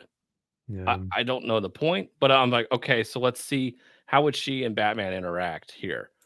It's like she doesn't feel like, whoa, you're like a fucking loose cannon, like you will just kill anything and everything, because you have Batman who will kill anything and everything. It sounds like you're gonna have Superman that's gonna fucking kill anything and everything. It's like, wait, if all of you are just gonna kill everybody, then what's the point of me? Yeah. What are we doing here? What are we doing here? Yeah. But I don't know. So I'm gonna say skip it because I personally do not care about issue 2, and I thought this was a misstep. Yeah. No, totally fair. Totally. But I could see a Matt. You can make an argument for a Matt. Okay. Well, and with a raw copy, it's already at 11 doll hairs. God. Look at that. So that cover sucks. Yeah, they should have used this one, this Jim Lee one. That's your cover. That's your Still cover right sucks, there. but that's your cover. For Jim Lee, Still that's not really bad. Great, but or maybe this one? Who did this one? Artsy. A little artsy. Eesh. Why is all the dead space? Look at all that white. You're not. Yeah. This is my favorite one. That's your cover. Dan Panosian crushed it with this. That is your fucking cover. Yeah. Is this a 1 in 25? Yep. 1 in 25. Yeah. They knew it too. Buy this. You know what? I'll recommend this one. If you want to buy it for the cover, buy it for the cover. Yes. If you're going to buy this book, which I don't recommend, but if you do, buy this cover. And hey, look, it's already almost $40 raw. Good. God. Oh no, this book is not worth. Actually, you could buy Horseman for that amount of money. You can. Jack Frost says, met a guy today who says his current favorite are the Absolutes. Loved Batman and Wonder Woman. Can't wait for Superman. Yikes. That sounds like Rockin' Robbie. Did you run into him? Yeah, there you go. Michael. Shh.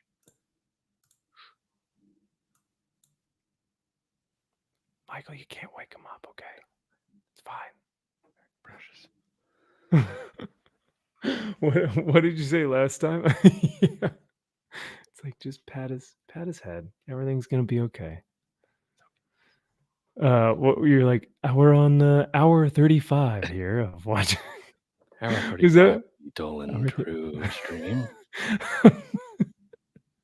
Of the Dolan sleeping stream here on Comic Shop Conversation. It's so funny. I love it. I love it. Chugging right along here on the snooze train. Top of the hour. Wonder Woman. We're at the top of hour 47 here on the just like chugging right along here. Chugging right along. Speaking of chugging right along, let's get to in my opinion, the best book of the week. Let's talk about Conan. Oh, you thought so, eh? I mean, what else? What do you think would be the next Frankenstein best? for sure was the pick of the week. Oh, actually, damn, dude. If you didn't read it, fuck you. No, I'm trying to decide if it was better than Conan. I thought this issue of Conan was kind of boring. I got to be honest with you. It was a little boring, but the panel layouts were so nice. It was getting a little too. I thought it was getting kind of douchey here with this issue. Oh, really? I thought so. I was like he was being a little too flowery with his dialogue and language. Yeah, and I just felt like, okay, we get it. Yeah, I get it. It just kind of kept going. I do kind of like that Conan is struggling with his faith, though. It makes sense that he would be a little bit flowery because he's trying to figure out whether or not he believes in Crom. And by the time the issue ends, spoilers, because of his time with the Frost Giant's daughter, he does end up realizing there are most likely gods in the world, and Crom is looking out for me, right? Yeah. But yeah, man, I just loved these. Like, you have her, but then the border is her hair, and then you have all the panels. You have the two of them here, and then when they get into the fight panel layouts were probably the best part, in my opinion. It's what I love the most. This right here. Oh, that looked awesome. No, this was great. And this guy just giving Conan shit this whole time. Yeah. And he was like, all right, you know what? Fuck you, dude. Like, if you're talking shit about me, like, oh, you never saw anything. Well, you probably fucking killed all those people, and you're the only one left alive, and da-da-da-da-da-da. You're a coward. You left. You ran, right? Yeah. You know? Like, all right, you motherfucker. He's like, oh, Conan was probably like, don't you ever say that about me, you. Like, you don't know what I saw up there on that mountain. You have no idea. Exactly. But no, this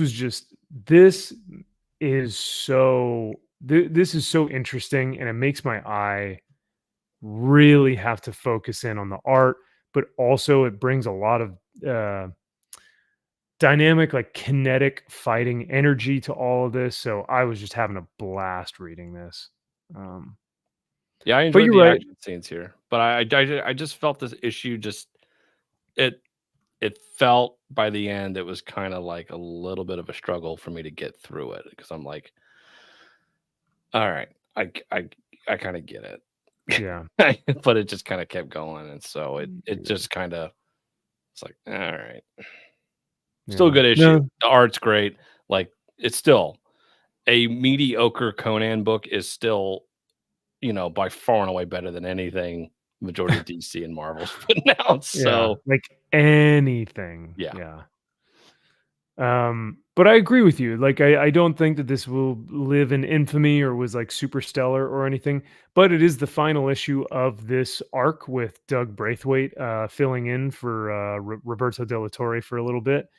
But really, the standout for this issue was absolutely the action scenes and the panel layouts, the dialogue, and the actual plot summary of this issue. Pretty standard. I still liked it. But yeah, the good point that you make, though. Well, first of all, I'm hoping that we get Roberto De La Torre, because Fiend. We are going to get a next series here, maybe next month or in December. Next issue, be sure to check out issue 17, a riveting cover by Ravaging Roberto De La Torre. Yeah. Looks like Beelit is there. Yeah, it looks like her. Or some or someone. woman. Yeah. So if that is in fact the case, I'm excited about the next series, so that'll be awesome. Oh, me too. And get De La Torre back on here, please. Dude, God, yes. Give me more De La Torre. So yes, I'll give this a 4. That's about right. That's a 4. That's fine. But the question that you pose, and I think it is a fair question: why is Frankenstein your number 1 pick this week? I fucking love this series. Yeah. I appreciate somebody that is able to take a story that at this point is basically what I assumed was beaten to fucking death at this point. It's like, how many iterations of Frankenstein? Just like, how many iterations of Dracula can you have? It's like, Jesus fucking Christ. Like, there's really nothing here that really can't be said that hasn't already been said at some point. But what he's able to do with the art and the storytelling here, just like in the previous issue 2, we found out, okay, why is the monster scared of fire? Why is that? You have the reason why the monster, for whatever reason, remembers fire, and what part of him equates it to fire as to why I don't like fire. This one is, why does he go after the bride? Like, what specific? I'm like, holy shit! Like, Brilliant. so fucking good. And I'm just like, it just automatically, it makes you feel something completely different for the monster in this series, and just the absolute heartache, literally heartache you get in this issue. It's just like, oh my god, dude! Like, this is amazing. Like, I'm just sitting here just completely blown away. Like, I am so just ensconced into this. Like, when I read it, I'm just like, I am there. I just love this series so much. Mm-hmm. And not only is the writing, the dialogue is great. The writing of why the heart is important in this issue, but like even the art, man, like this art, just even this first panel, it just exudes this gothic, dark, EC horror vibe, you know. I even really dig the art, and the artist does. We'll see later here in a little bit. How the artist draws Frankenstein's face is just chef's kiss. It's perfect. So good. And because I was always under the impression that the monster was just a person. I don't necessarily remember like stitched together from different body, but it's like, so like you really don't have that connection, but like what each of these pieces of the monster represent this type of person and how all of these things kind of come together. I mean, God, it's just so good. Like, it's heart, literally. Like, I'm just sitting here, I'm just like, oh my god, I feel so bad, like, for everybody and everything in this. And it's a tragic tale. Like, the metaphor, everything has been played out at this point. But still, to go through this and Michael Walsh and his art is just, it's perfect for this. Yeah, which is funny because I think Michael Walsh was on 3 books this week. Really? Doing what?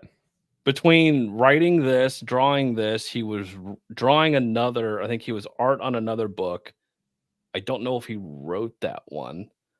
Maybe he did. And then I think he was on art on another book as well. Very different. This is by far his best. By far and away his best this week. Because there's another book that came out this week that I thought sucked that he was on. And so it just goes to show you. And that's okay. Man, it's so far 3 out of 3. Every one of these issues has been my pick of the week. They're all fantastic. I love every one. Is this the best out of the 3?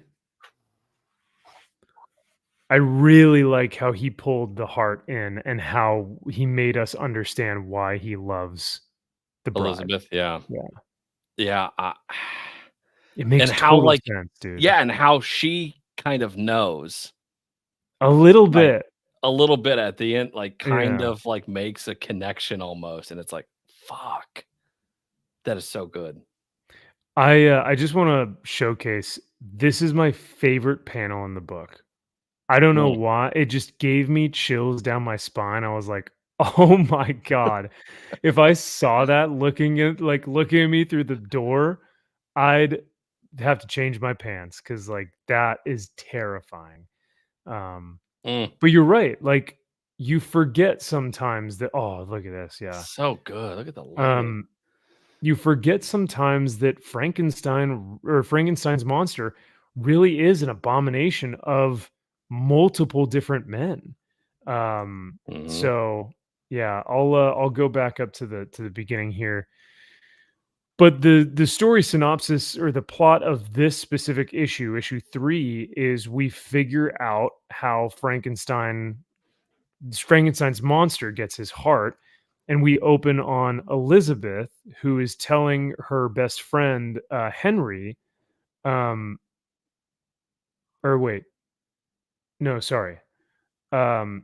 Frankenstein is the doctor. Yeah, see, so everyone thinks it's always Victor. Yes. But in the original version, it's Henry Frankenstein. It's Henry. Yeah. And Robert here is being put in the friend zone, unfortunately. Yes. But he's telling Elizabeth, he's like, the man that you love will never give you the attention that you need. He will never love you back. He is not worth your time. And and Robert here is like, I can be that for you. I can be the man that will love you and will give you that. And she's like, don't ruin our friendship. She's like, friend zone for life. And you really feel for this guy. I know. It's like he just says, "I love you so much." It's like I love. It's like she's like, "Nah, nah, da, da, da, da, da." We've been friends for a very long time. Please do not ruin that. She says, "Yeah, I'm not a brilliant man. I do not shine like your good doctor, but I would have loved you. I would have been good to you." Aw. And she's like, "I gotta go." Yeah, bro. Later, dude. Bye, bestie. Bye. And on his way home, so this is not, or this is Frankenstein's assistant.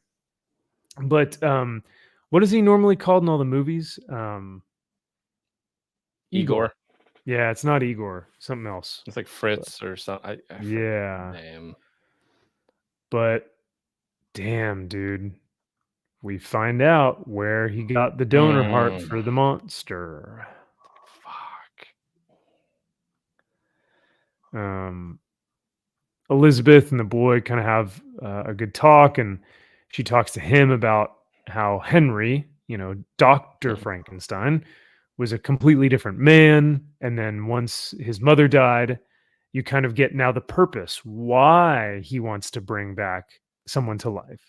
Because he's thinking if he can find the cure to raising someone from the dead, he can bring his mother back. So, Right. Yep. Which makes sense. Which makes total sense. Gives him a purpose now, gives him that motivation. So now we know the character motivation for Dr. Frankenstein. So, Yep. but yeah. Anything else you really liked about the issue? I'll go to my favorite part, which is down here where we finally get Frankenstein with Elizabeth. Oh, dude, the 1,000-yard stare here. Yeah. Just like the artist here is just killing it. He's crushing it. Yeah. But this was one of my hurrying up favorite with the panels wedding. ever. They're like, we're taking Henry away. We're going to kill the monster. We're going to take him away out of his laboratory, bring him back here. You're going to get married, settle the fuck down, like be a man sort of thing. And doesn't quite go as planned what they really think what's going to happen here. And just, you can kind of see it here. It says, please look at the face. Look at the face of the monster. Like, look at the eye. He's like, like, it's so good. It is. It's just, you see the sadness in that fucking monster's face. Holds it. Look, he grabs her hand, puts it to his chest. He's like, it's me. He's like, it's Robert. Like, you can feel my heart. I will hold you in my heart. And this is probably the moment where she's like, one, oh my God, it's Robert. And two, I'm going to die. Yeah. Or am I going crazy? Is this Robert? Like, what is this thing? Is that what it is? Is that what I think? It can't be. Yeah. Yeah. I love this. And then this last page, dude. Beautiful. Just mwah. Perfect way to end this. Look at that. Perfect. All right. I think you may have convinced me. I think this is the pick of the week. To tell a story that has been told so many times, mostly bad. Then you have like someone brought up, you have Young Frankenstein, who I think did it perfectly. And it's nothing short of masterful if you can tell a story that's been told so many times, but add a different spin to it on top of having amazing art. I just think that fits perfectly for this. I mean, bravo. Well done. Bravo. Hold on. Let me get some.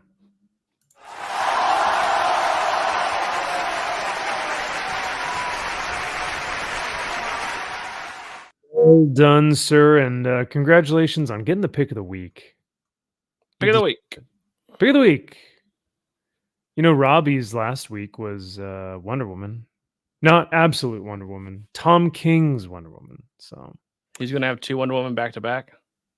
you think so? You don't think he's going to choose a random one? Oh no, he Maybe? does like this. He likes Frankenstein? He does. Oh, well, of course he does, because he's a big horror guy. Yeah, On paper, you guys should be best friends. should, but he's an idiot. I do want to, unfortunately, for him. and yeah, you can't be friends with the shills. You can't do No. it.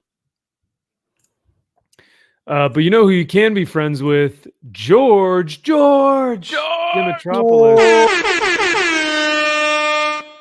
What is up, Dimitropoulos? He says, "Hey Max, Kyle, and Drew read Unholy Nightmare and liked it. Look at that! Awesome. Thank you. Thank you. Awesome. He's the Appreciate one. that. I love.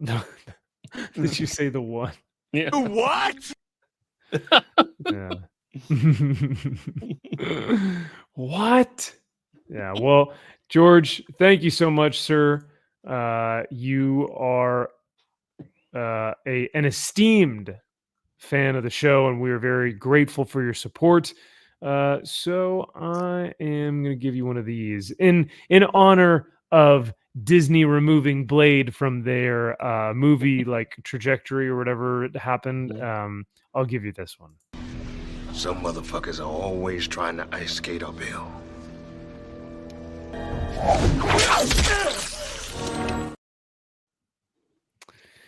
Hell yeah. And then I think, who was it? I think Michael Salo. He said something. Yeah.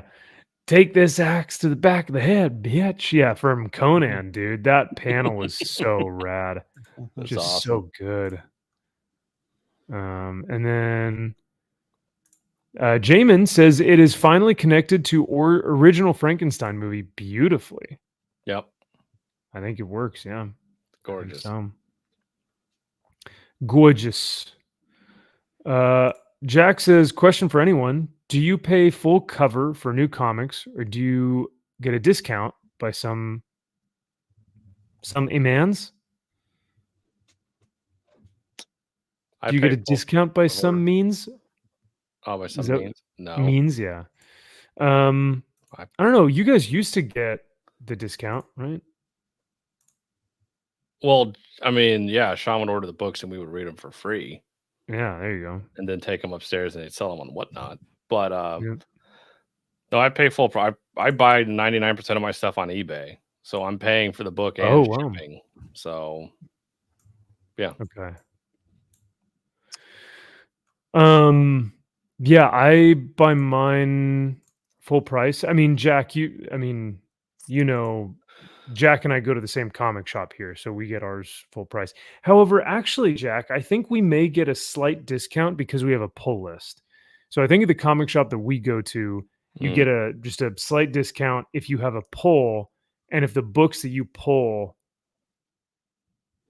from your box, you'll get a discount. So but if you're just like walking in for the first time and you just pick a book off the shelf, like I don't know. So yeah. Jack definitely gets a discount for sure. I would say that the comic shop owner that we know is pretty cool about that stuff, because like that foil Conan Savage Sword magazine San Diego Comic-Con edition I got, he put that on the house. So I was like, wow, that's a $10 book. And he was like, yeah, whatever. That's why I paid for it.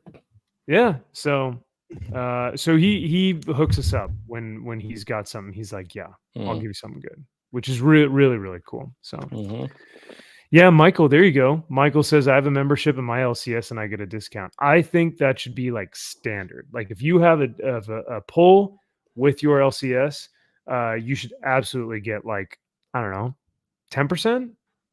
At least. I mean, that's generous now. Jesus Christ. Yeah. If anybody has a pull list, you got to keep them. Yeah. Actually, that's a really good point, eh? Do whatever it takes. Yeah. 25%, half off. Please, God, just stay here. And Chris says I also get a discount on my LCS. Nice, that's great. Well, that's good then, because I hope that is just kind of the standard. So, I also wanted to talk about. So last week they didn't have this on the sites, so I didn't get a chance to talk about this, but I loved this issue, man. I did too. Did you guys get a chance to read this? Yeah. Oh, I missed it. It was good. Oh, art was fantastic. great. Still, it was great. The art, crushing it on the art. Great cover too. Yeah. This is definitely like a God of War move. Yeah. Oh hell yeah. That's a man. That's a man's man. I'm a man. Man's man. I'm a man. I'm a man. You know who else is a man? Charlie. He's a man, or whatever his name is. I'm a man. I'm a man. Oh, is that denim vest? Yamahama. Yamahama. It's Fright Night. Oh man! See, every reference we make on this show is Seinfeld. Jerry's over here going, "No, guys, comedy's better than ever. Nothing's wrong with comedy. I love the woke." Don't go woke, or don't go broken. That's not woke and broke. That's crazy. You're crazy.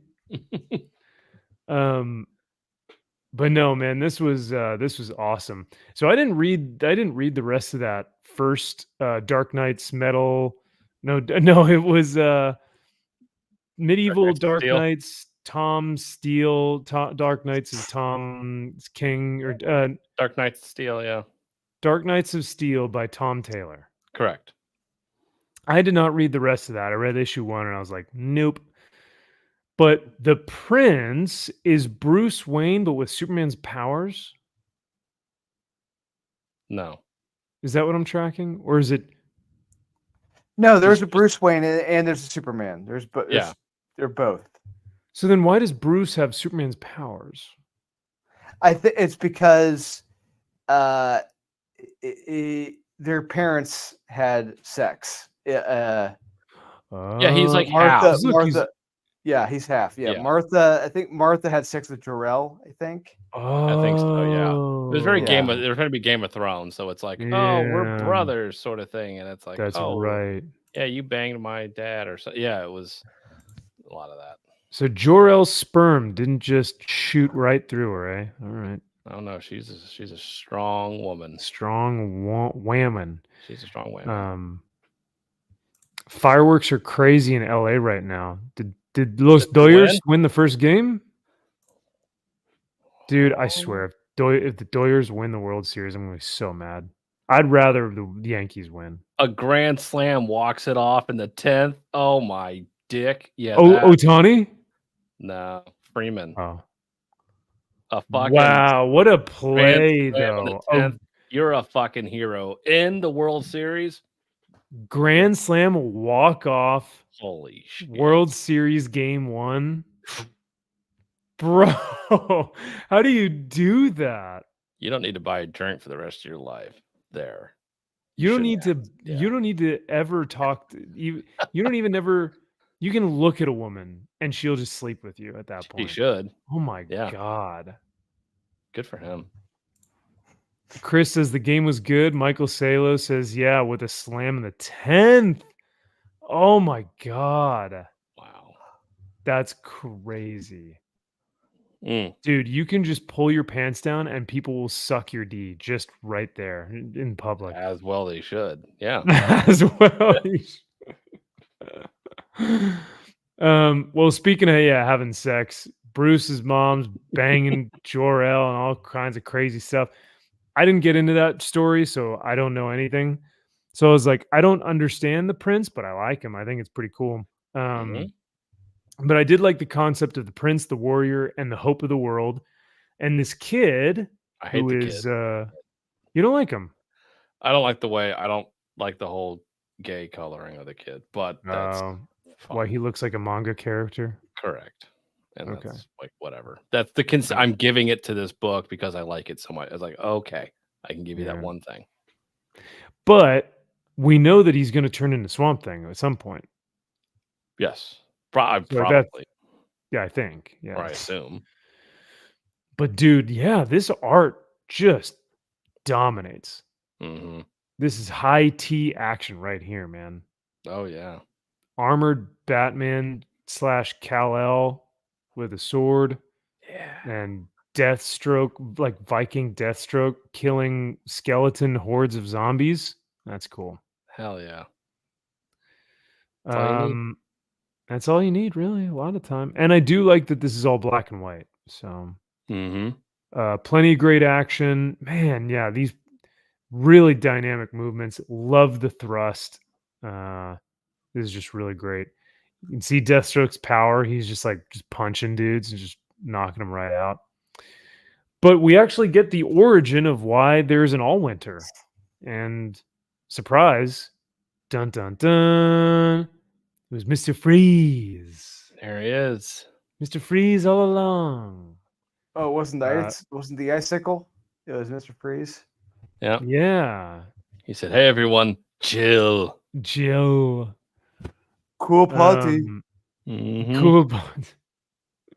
The Ice Age. Yeah. So he found out that his girl was sleeping with Maxwell Lord of House Lord. Oh, Maxwell Edgelord. Yeah. Maxwell Edgelord, exactly. So he's put the whole world into an eternal gray and is now kind of the ruler of these lands.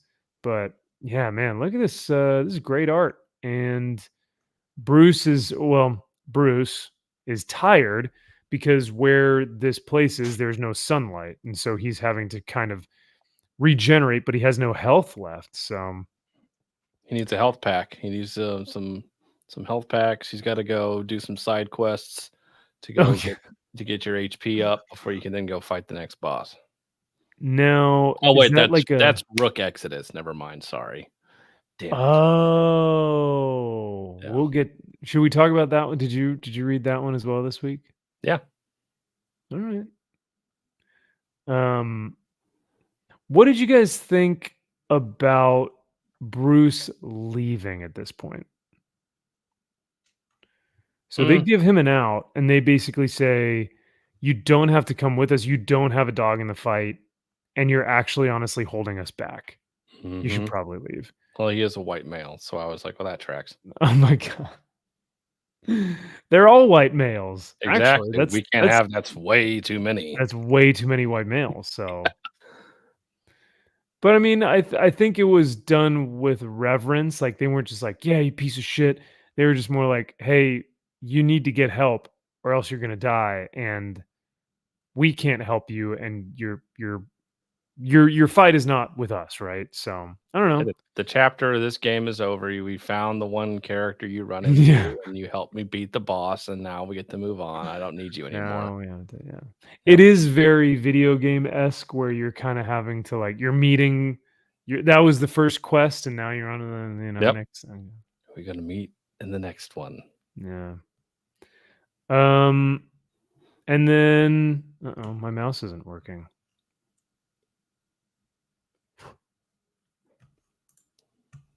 How are we going to do this? My mouse is dead. Can you use the arrows on your keyboard? There we go. I can. How about that? Look at that. Good old-fashioned technology. Hell yeah. But yeah, we also get the origin of our young Swamp Thing. And how he finds the spirits of the tree people. Green, the evergreen. Yeah. So Manga Kid finds the green, and we now kind of have the understanding that he is Swamp Thing. I mean, actually, Josh had to tell me because I didn't know what his name was, and I was like, "Oh, Swamp Thing." So, and sure enough, right as there's about to be like a some fighting going on between the two, Deathstroke's daughters show up and put like a spear through him.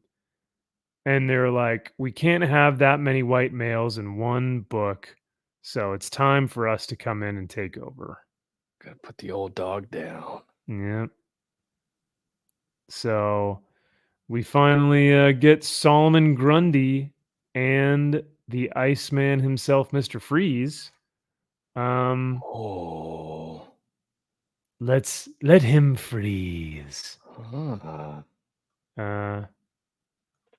Giving us the end of this book. So yeah, dude, I'm digging it a lot. Liking it a lot. It's good stuff. Yeah, I thought it was pretty good. It's fun. And that's really all you need is like good art and a fun story. Like, dude, I'll buy that all day. Yeah, So 100%. definitely think it was a recommend. It's a recommend. Yeah. Did you want to talk about Rook Exodus? Sure. The last issue of this arc, right? Issue 6. Yeah. The last issue of the arc, and it looks like Lee gave it 100%. Okay, stop. Or sorry, excuse me. Sorry. 100 people. 142 out of 142. So 100% of people gave it a 4.8 rating. Wow. That's high praise. High praise. That is too high of praise. Still fun. It's fun. Again, in a this is a 100% video game story, and that's fine. But I mean, it's good. The art, you can't say anything bad about the art. The art is fucking flawless. Yes. So I just think it is a little hokey as far as video game stuff here, but that's not necessarily a bad thing. It flows well. The action is great. The fight I thought was really cool. I mean, I like the Rook character, so yeah, it's fun. I really did enjoy the fight more than anything. My only hesitation was this art is just like freaking perfect. So man. good. It really is just Jim Lee 2.0. Yep. But actually probably better than Jim Lee. No, not even close. But somebody who's trying to be him, yes. It's someone who learned from him and was like, I'm going to be even better. I'm going to be worse, but then try to have people say, I'm going to emulate you, but do it terribly. There you go. Yep. Michael Salo says, I liked Rook a lot, but I liked Conan more this week. Oh. Ooh. I agree, actually, Michael. I did like Conan more than Rook this week. It looks like the game Rage 2. Oh, do you know that one? Nope. The Rage 2 or Rage 2? Carrie? Rage 2, I guess. Carrie, Rage 2. Chris says Dan Mora is the new Jim Lee. I think Dan Mora is better than Jim Lee.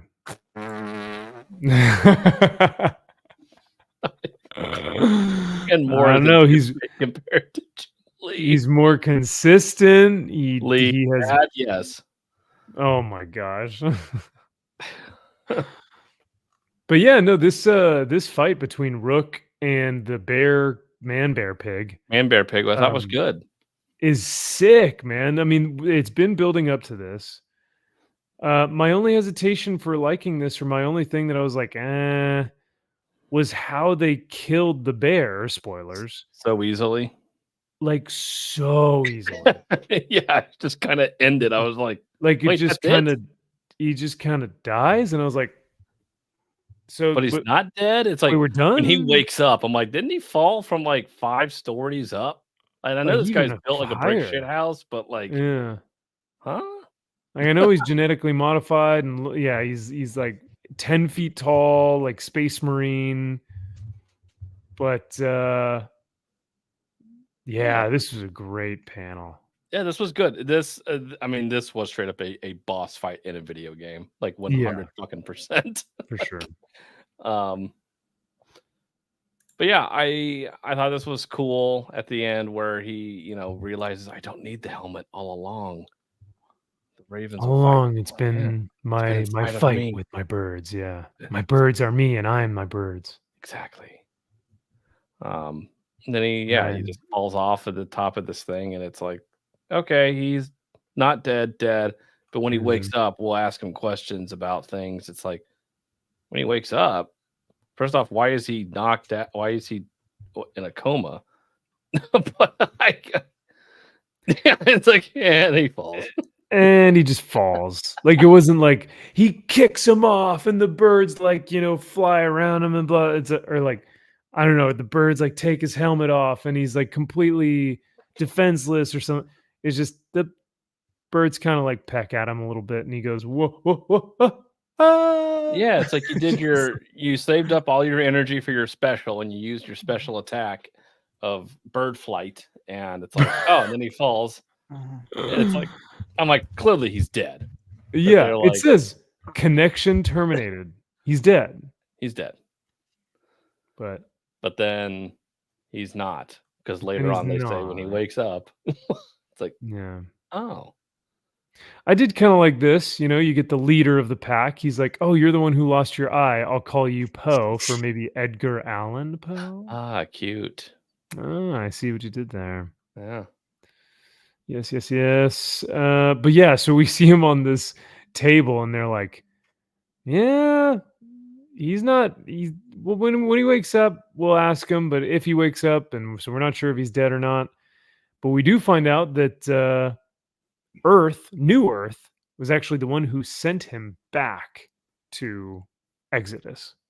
Right. He said, yeah, he just showed up a few months ago and they're like, oh crap. And he can't take his helmet off because it's fused. He said, suddenly we have questions for Ursa when he wakes up. Yeah. Suddenly. If he wakes up, it's like, wait, so you don't know? Yeah. It's like, is he dead? Like, is he crippled? Is he like, what? Somehow Ursa returned, right? So that's basically what they're going to say. It's like, okay. But it says, yeah,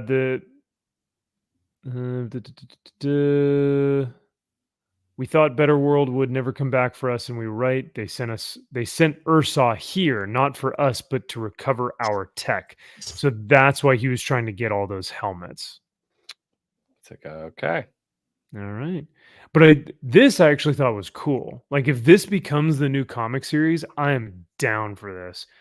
But they're going to try and relocate all the helmets and give them back. And then they're going to call them the Wardens of Exodus. And now Rook will be leading the charge to save their new planet. Yep. So he's got to unlock a new part of the map because it's all ghost and dark. So now he's got to travel here, unlock the new land. It's like, okay. All right. Yep. There's your next mission. But overall, like really great. Really, really great. Every issue I was on board with. There was never really I think the last issue 5, was really the only one that I had a problem with. But even still, every one of these just freaking solid across the board. So yeah, I mean it's been fun in a video game way. I've enjoyed them. They're fun. I would say it's a recommendable series. All 6 issues are a recommend. The art, for the art alone, the covers are fan-fucking-tastic too. Oh yeah. I thought the last issue had the best cover for sure, but yes, Scarecrow. Yeah, absolutely phenomenal. Best cover of all of them. So absolutely, you're high. No, not even close. Why is that the best cover? Why is him being a scarecrow? Is awesome. Just the vision of it and just how he composed everything, how it looks. It's perfect. The vision. Great. You sound like an auteur, a real critique. Yeah, that's what we do here, right? Yeah, we critique stuff. We're very highbrow. Mm-hmm. Actually, Chris, this would be really cool. Because it's a video game, yes, of course. Have McFarlane make them. I'm sure he will.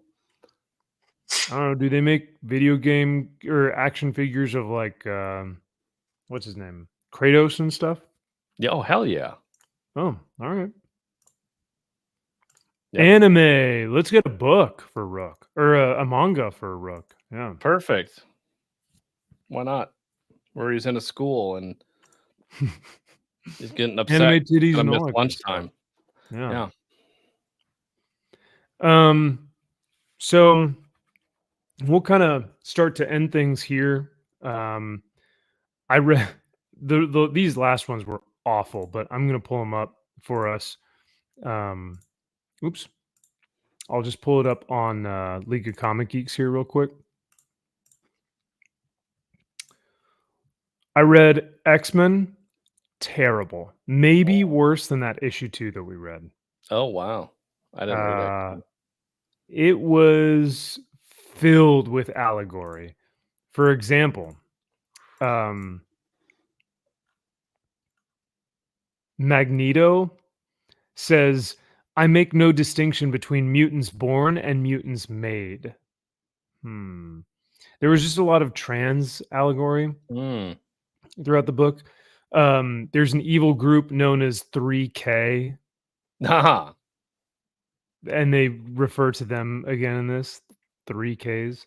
And then finally, Magic and the diversity hire character kidnap a child because the child thinks that she's a mutant and because she's afraid that her mom is watching too many truth seeker videos on YouTube. Yeah, they legitimately kidnap this kid. It's like, do you guys not see the problem with this? Crazy. Interesting. So X-Men was awful. And people are insane, and they gave it a 95 because they are a ritardo. But what was the other one that I read? I honestly couldn't care less about Iron Man. Did you guys want to talk anything about that? Hey, Tony's a communist now. How about that? Yeah, there you go. Really dumb. Really bad. About unionizing Stark Industries. I think God, that was so important. I was so worried about that. Giving the employees, yeah, you guys should be voting. You guys should be picking what we produce in the warehouse. Yeah, you guys should have a say in it. It's like, wait, what the fuck is this? What the hell? No, who are you? I was like, wait, this is an Iron Man book, right? Like it's like the first 10 pages. I'm like, oh no. Yeah, there's nothing like Iron Man about this. Like this didn't feel like a superhero comic. And then why was Tony Stark? On top of that, this is a man who has problems with addiction. And what is his proposal to the board? Is a gambling app. Are you fucking kidding me? What? This writer is an idiot. That's what the kids are into, gambling. Yeah, they want to bet on which one of their superheroes will lose in a fight. Yeah, win or lose in a fight. It's perfect. Absolutely ridiculous, but yeah, stupid. Really bad. It was just dumb. Yes. Unfortunately, not even worth my time to talk about. So, oh, the moon is following us. Oh man.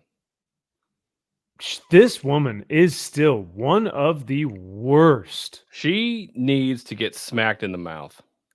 Like the most insufferable C word I have ever read in a comic book. Like, yeah, she's a terrible, terrible person. She's not a mother. No. At all. And nor is this father figure. He is a absolute puss. He is a fucking cuck. Like the whole time, he's just like, whatever you want, dear, I guess. And then of course when they meet the old man who's like, you're gonna travel this world and we're gonna travel interdimensional, whatever the fuck. And of course, when they go through the portal and they arrive, who throws up because he's a fucking pussy? Him. And she's like, let's fucking go. And he's like, oh, I'm throwing up because I'm a fucking puss. I can't do anything. She's like, don't be a fucking bitch. Yeah. Get on your feet, soldier. He's like, but I can't. He's like, oh, what hurt me? Oh, I Stop feel so yelling at sick. me. Oh. Get your fucking head in the game. Our daughter's life is at stake. You fucking idiot. You don't care. Yeah.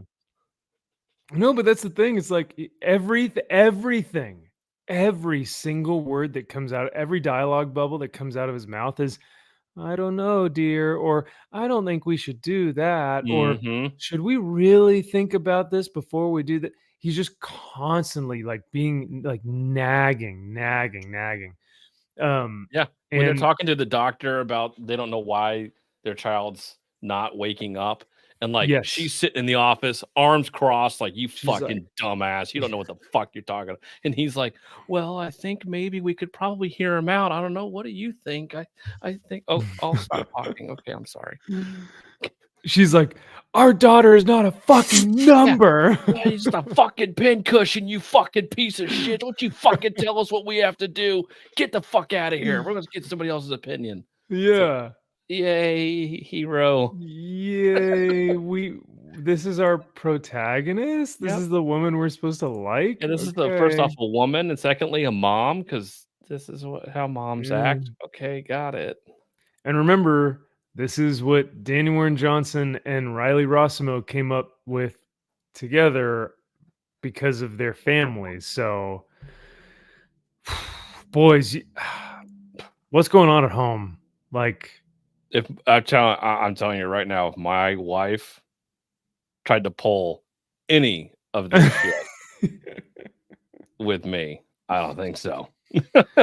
Well, that's why I'm almost like, I wonder if this is a cry for help from Riley Rossimo and Danny Warren Johnson, that they're like, this is how our wives treat us. Yeah. It's so terrible. See, I'm supposed to be the hot-headed person that is just knee-jerk reaction to everything and say, no, this fucking piece of shit isn't going to fucking tell me what, and she needs to be the calm-headed, like, no, Mike, calm down. It'll be fine. Relax. Like, fuck that. It's not going to be fine. I want to go in there and kick this guy's ass, or I want to go do this. Yeah. Like, no. There's a right way to do this. Yeah. But no, it's roles are reversed, and because that's how things are. Yeah. It's pretty god awful and terrible. Now, Daniel Warren Johnson does the art while they're on Earth, and Riley Rossimo does the artwork when they're in Dreamworld. It is a stark juxtaposition between the two, where you get like bean heads, and then you get like, actual like legitimate art. So that's really startling. But I don't know. There is something here that's like the daughter's world, so her stuffed animals, the things that she sees on a day-to-day basis, her friends, her world is inside this dreamland. I think there's something there. They just have not done a good job of fleshing it out and writing about it, in my opinion. I don't know. Do you like the concept or no? Yeah. Huh? Yeah. Yeah. I don't find it all that interesting, and you're definitely not helping anything by putting these types of characters as your protagonists in here. So I can't grab onto anybody or anything in this character. Like the old man that kind of shows up is kind of a fun character, but again, you're a secondary, tertiary character in this book. I'm like, what am I clinging to? So I just don't care. I mean, yeah, because I like the frog character. You know, he's got the eye patch and the big old machine gun and all this stuff. And I'm like, there are cool concepts here, but I don't care anything. Well, I hate these two. I hate both of the parents. They're awful. And so because the story centers around them, it's really tough to get involved. But characters written out of character. Yeah. I so absolute skip it for that one. And the other skip it, I'd say, I don't know if you guys had the misfortune of reading this one. Oh, I did. My God. Oh man. There are only 2 stories in here, thank God, but there are only Oh, 2 stories in this book. oh boy. Both of them suck. Yeah, and there's something. I'll say that. Yeesh. That first one is written by Polka Dot Man. Polka Dot. And I had no David idea he wrote Dalsmalchian. it, but I'm like, this story is fucking stupid. Like really stupid. And the art was terrible. Oh my God. I've never seen art this bad in a while. Yeah. Like, this is amateur hour art. I don't know. Yeah. Let me see if I can pull it up because it's like bad enough to where you have to like look at it. Here, let me see But yeah, I was like, not Toadstorbs, not Toadstorbs. No, I almost said this was like the worst of the week because of how pathetic it was. wow. Pathetic, The cover's you'd great. say. Yeah, cover's cool. The cover's really cool. But this Yeah, there Like, was a that point is where amateur like hour. there were a lot of things that happened in that book that there was a part. Okay, keep going. It's like that part's kind of cool, but all right, can you explain to me? Okay, go through here. That's really bad. Keep I can going. fix him. Yeah, it's like this looks awful. not. Okay, so she left. What is that? What is that? Smack. What is that? I think it's her Smash. hammer. It is it?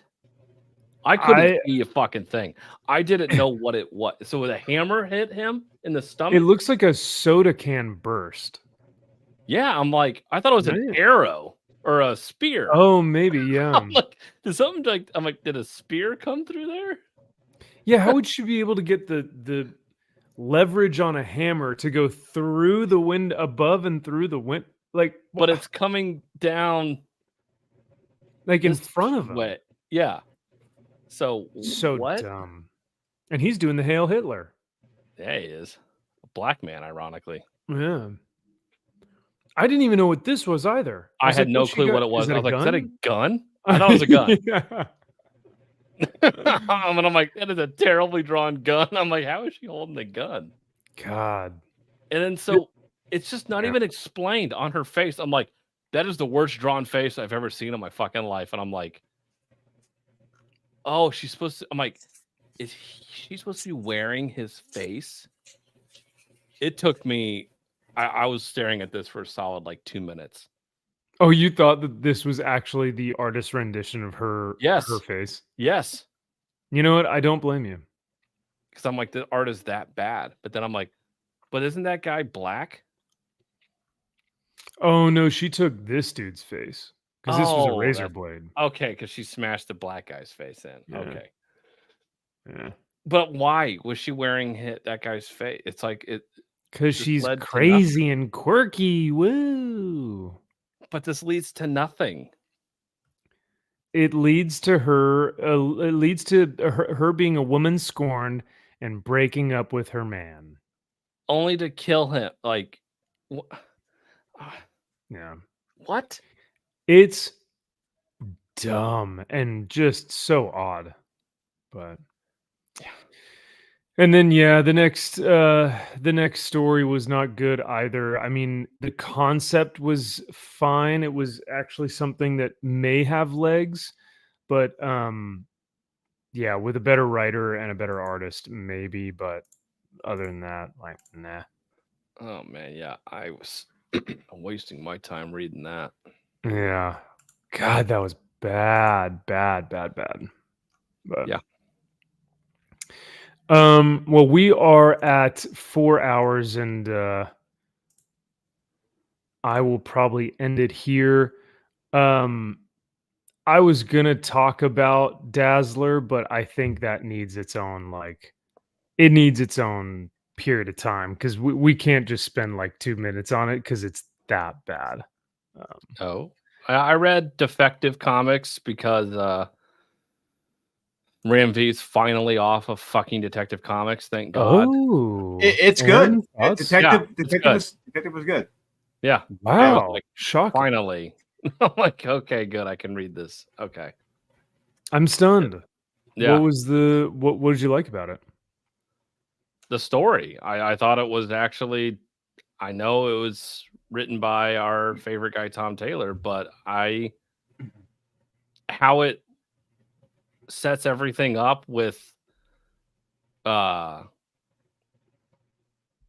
Wayne and everything, like it cuts back and forth to Batman now, and then we have stuff with Thomas, and then of him working in the hospital, and somebody coming in and saving this baby's life, and this whole thing about what we do, and we're trying to save lives, and who it is at the end, and why we choose to save lives. It was a great hook at the end. I was like, oh shit, that's actually a very fun issue, and I really want to read the next issue. And the art was fantastic. It was a lot of fun. Dang. All right. I would recommend Max checking it out. It's a good start to a new arc. It's Tom Taylor though. I'm telling you, don't go into that knowing that. Just read it. He's one of those ones. I can't do it, man. Yes, you can. I just see that smug face looking at me and going, I made your favorite character gay. He hasn't made it gay here yet. So be a yeah. man and okay. read the book. Yeah, he hasn't made Thomas Wayne gay yet, but I'm not yet. just waiting. Yet. I'm waiting to discover. I'm just waiting for us to see Martha discovering Thomas like in the middle of like a cruising scenario where he's like in a gay nightclub or whatever. Yeah, it'll probably happen, but see, the thing is, it's like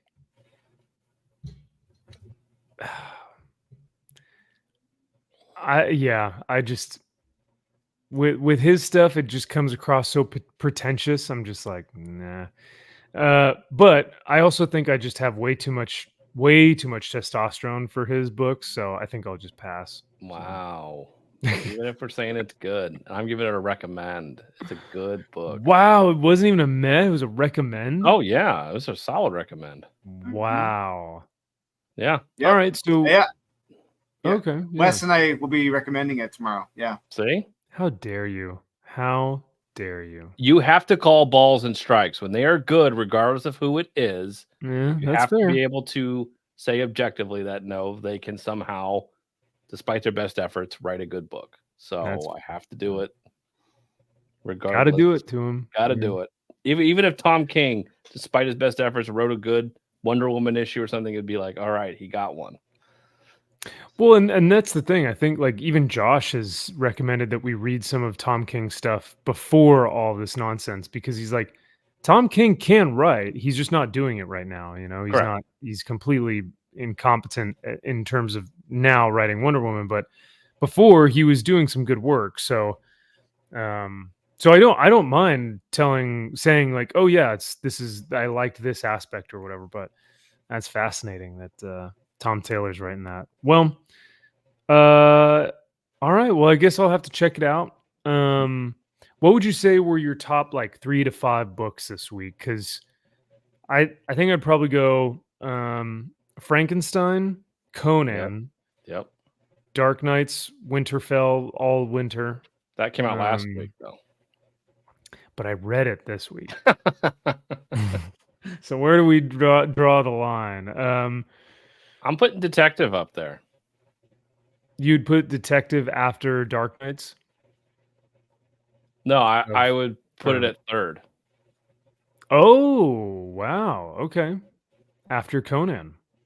Yeah. That's a bold move, Cotton. All right. Yeah. It was good. Yeah. I mean, I read Superman this week. I fucking hate seeing Lois Lane as goddamn Superwoman. It pisses me off. I hated that issue. I tried reading Green Lantern Dark. That thing was a goddamn dumpster fire. That's a train wreck. That's a mess. I really wanted that one to be good too. I almost read that one, but I was like, I don't have time. No, don't read it. Okay. The art is atrocious. The story is just gobbledygook. Like it is just all over the place. Dang it. What else? I tried. What else did I read? It was really bad. It was fuck. Let me see if I can find it. It was another Michael Walsh book. Oh, I read Creep Show. It was terrible. I don't know why you keep putting yourself through that bad boy. I mean, I'm that's just hoping because I hoping I love one of Creep these Show issues so are going to much. be. Yeah. No, Like, that's you fair. guys, That's fair. like you have to write like 4 pages that are decent, and you can't even do that. Just like No. you can't write solid 4. Hey, remember that Null first Hunter. Null Hunter? Null Hunter. It's called Null Hunter from Image. Michael Walsh, I think, wrote this one. He didn't do the art, Mm. so he wrote it. It's Gobbledygook? really not good. Oof. The art is really bad. He should have done the art for the book. Man, so everything was wrong. Yeah. It he was should just, have he should have illustrated, and the illustrator probably should have written. And, probably because it's just so clunky of a guy who you meet him. He's got like, it's in the future sci-fi. He's in like a simulation. It looks like a simulation of something. He's seeing somebody. He's like stabbing his chick, and you see somebody come up to him, and he's like, "Dad, what are you doing?" And the guy kills this character, and he takes off this VR virtual reality, and it's like he's killed his wife and his son. And then it's like he's been locked up, and somebody's like, "We need you out here because you're the only one that can find these things and these MacGuffins, and you need to go out here, and we're gonna outfit you with these new bionic arms, and you're gonna be even deadlier." And it's like, ooh. what? Oh wow. Okay. Yeah. No. I wanted to read this one too, but I didn't get a chance to. Yeah, that's right. It just The, felt really clunky. It just didn't. It just didn't take the yeah. art. I don't think fit the story. I think his art could have done a better job. Interesting. There's a lot of intricacy though here with all the sci-fi elements. Mhm. You think he There's- could have done a good job with Oh yeah, on all this? I'm looking at it right now. So yeah. I think his art, his coloring, for damn sure, could have just added a Yeah. little more depth. would to lend this. it. Yeah. Yeah, the ones I didn't get to read were Null Hunter, Hack Slash Body Bags, Groupies, and then now I'll have to add Defective Comics onto there. I'm telling you, give it a shot. I think you'll be right. surprised about how good it is. Well, I listened to you guys when you told me about the Batman Zur-En-Aw arc way long ago. And then I also picked up that random issue of I think it was a Defective Comics, where Batman is like a medieval knight and he's like slaying dragons and stuff. So it's like, okay, Mm-hmm. get into it. But Might surprise you. Oh yeah, no, there's prizes every now and then. But Mhm. well, gentlemen, I think that should do it for this evening. Thank you guys again for hanging out tonight. This was a blast, and I'm glad we got to talk about pretty much everything. I'm looking at my list here, and I don't think I see anything that we missed. So I think we're good. But but yes, I will put in the Silent Nights Kickstarter in the description, so y'all have that. And then be on the lookout for Kyle's comic as well, as we get more updates there. Hopefully we'll have some showcase stuff for the show and tell portion potentially next week. I don't know. Think we'll get it that soon? Well, it would have gotten it sooner had we not have needed updates to yes, of cover. course. So, but yeah, I hopefully maybe next week. I may or may not be here next week. I may be not here. I may have to call in. I don't think I'm going to be in town. So All right. Well, if I'm available, I may call in. Okay. Well, keep us updated. Yeah. Because I know Joshy Poo has been doing a good job of tagging in whenever he needs to, and if he wants to come on here, he's more than welcome to. But yeah, the crowd loves him, but not as much as they love Kyle and Drew. So I don't know about that. All right. Well, that should do it for this evening. Thank you all for hanging out tonight. This was obviously another blast, and I love doing this on Friday nights with everyone. So thank you to everyone who super chatted and for all the members. Once again, just another reminder, if you do want to be a member of the channel, please go ahead and hit that membership. You can do any one of the tiers of a subscription to the member area. But next week, if we do have some time, we are going to hopefully go over that Whoopi Goldberg comic. That'll be something. That'll be wild. So, and the members will get exclusive access to that. So you guys will get to see our pain. Other than that, have a great weekend. Enjoy college football tomorrow. Just sit down on your big comfy couch and just put on the quad, the YouTube TV fucking quad. Yes, the quad box. Yes. Oh my God. When I found out that I could do that, my whole life changed. I'm a changed man forever. It's amazing. You just click over to hear that one. If that one's on commercial, it's like, bro, oh, you'll never be bored. No. It's amazing.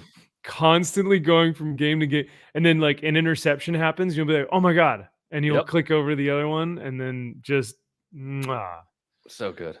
So yes, if you guys are watching college football, never a better time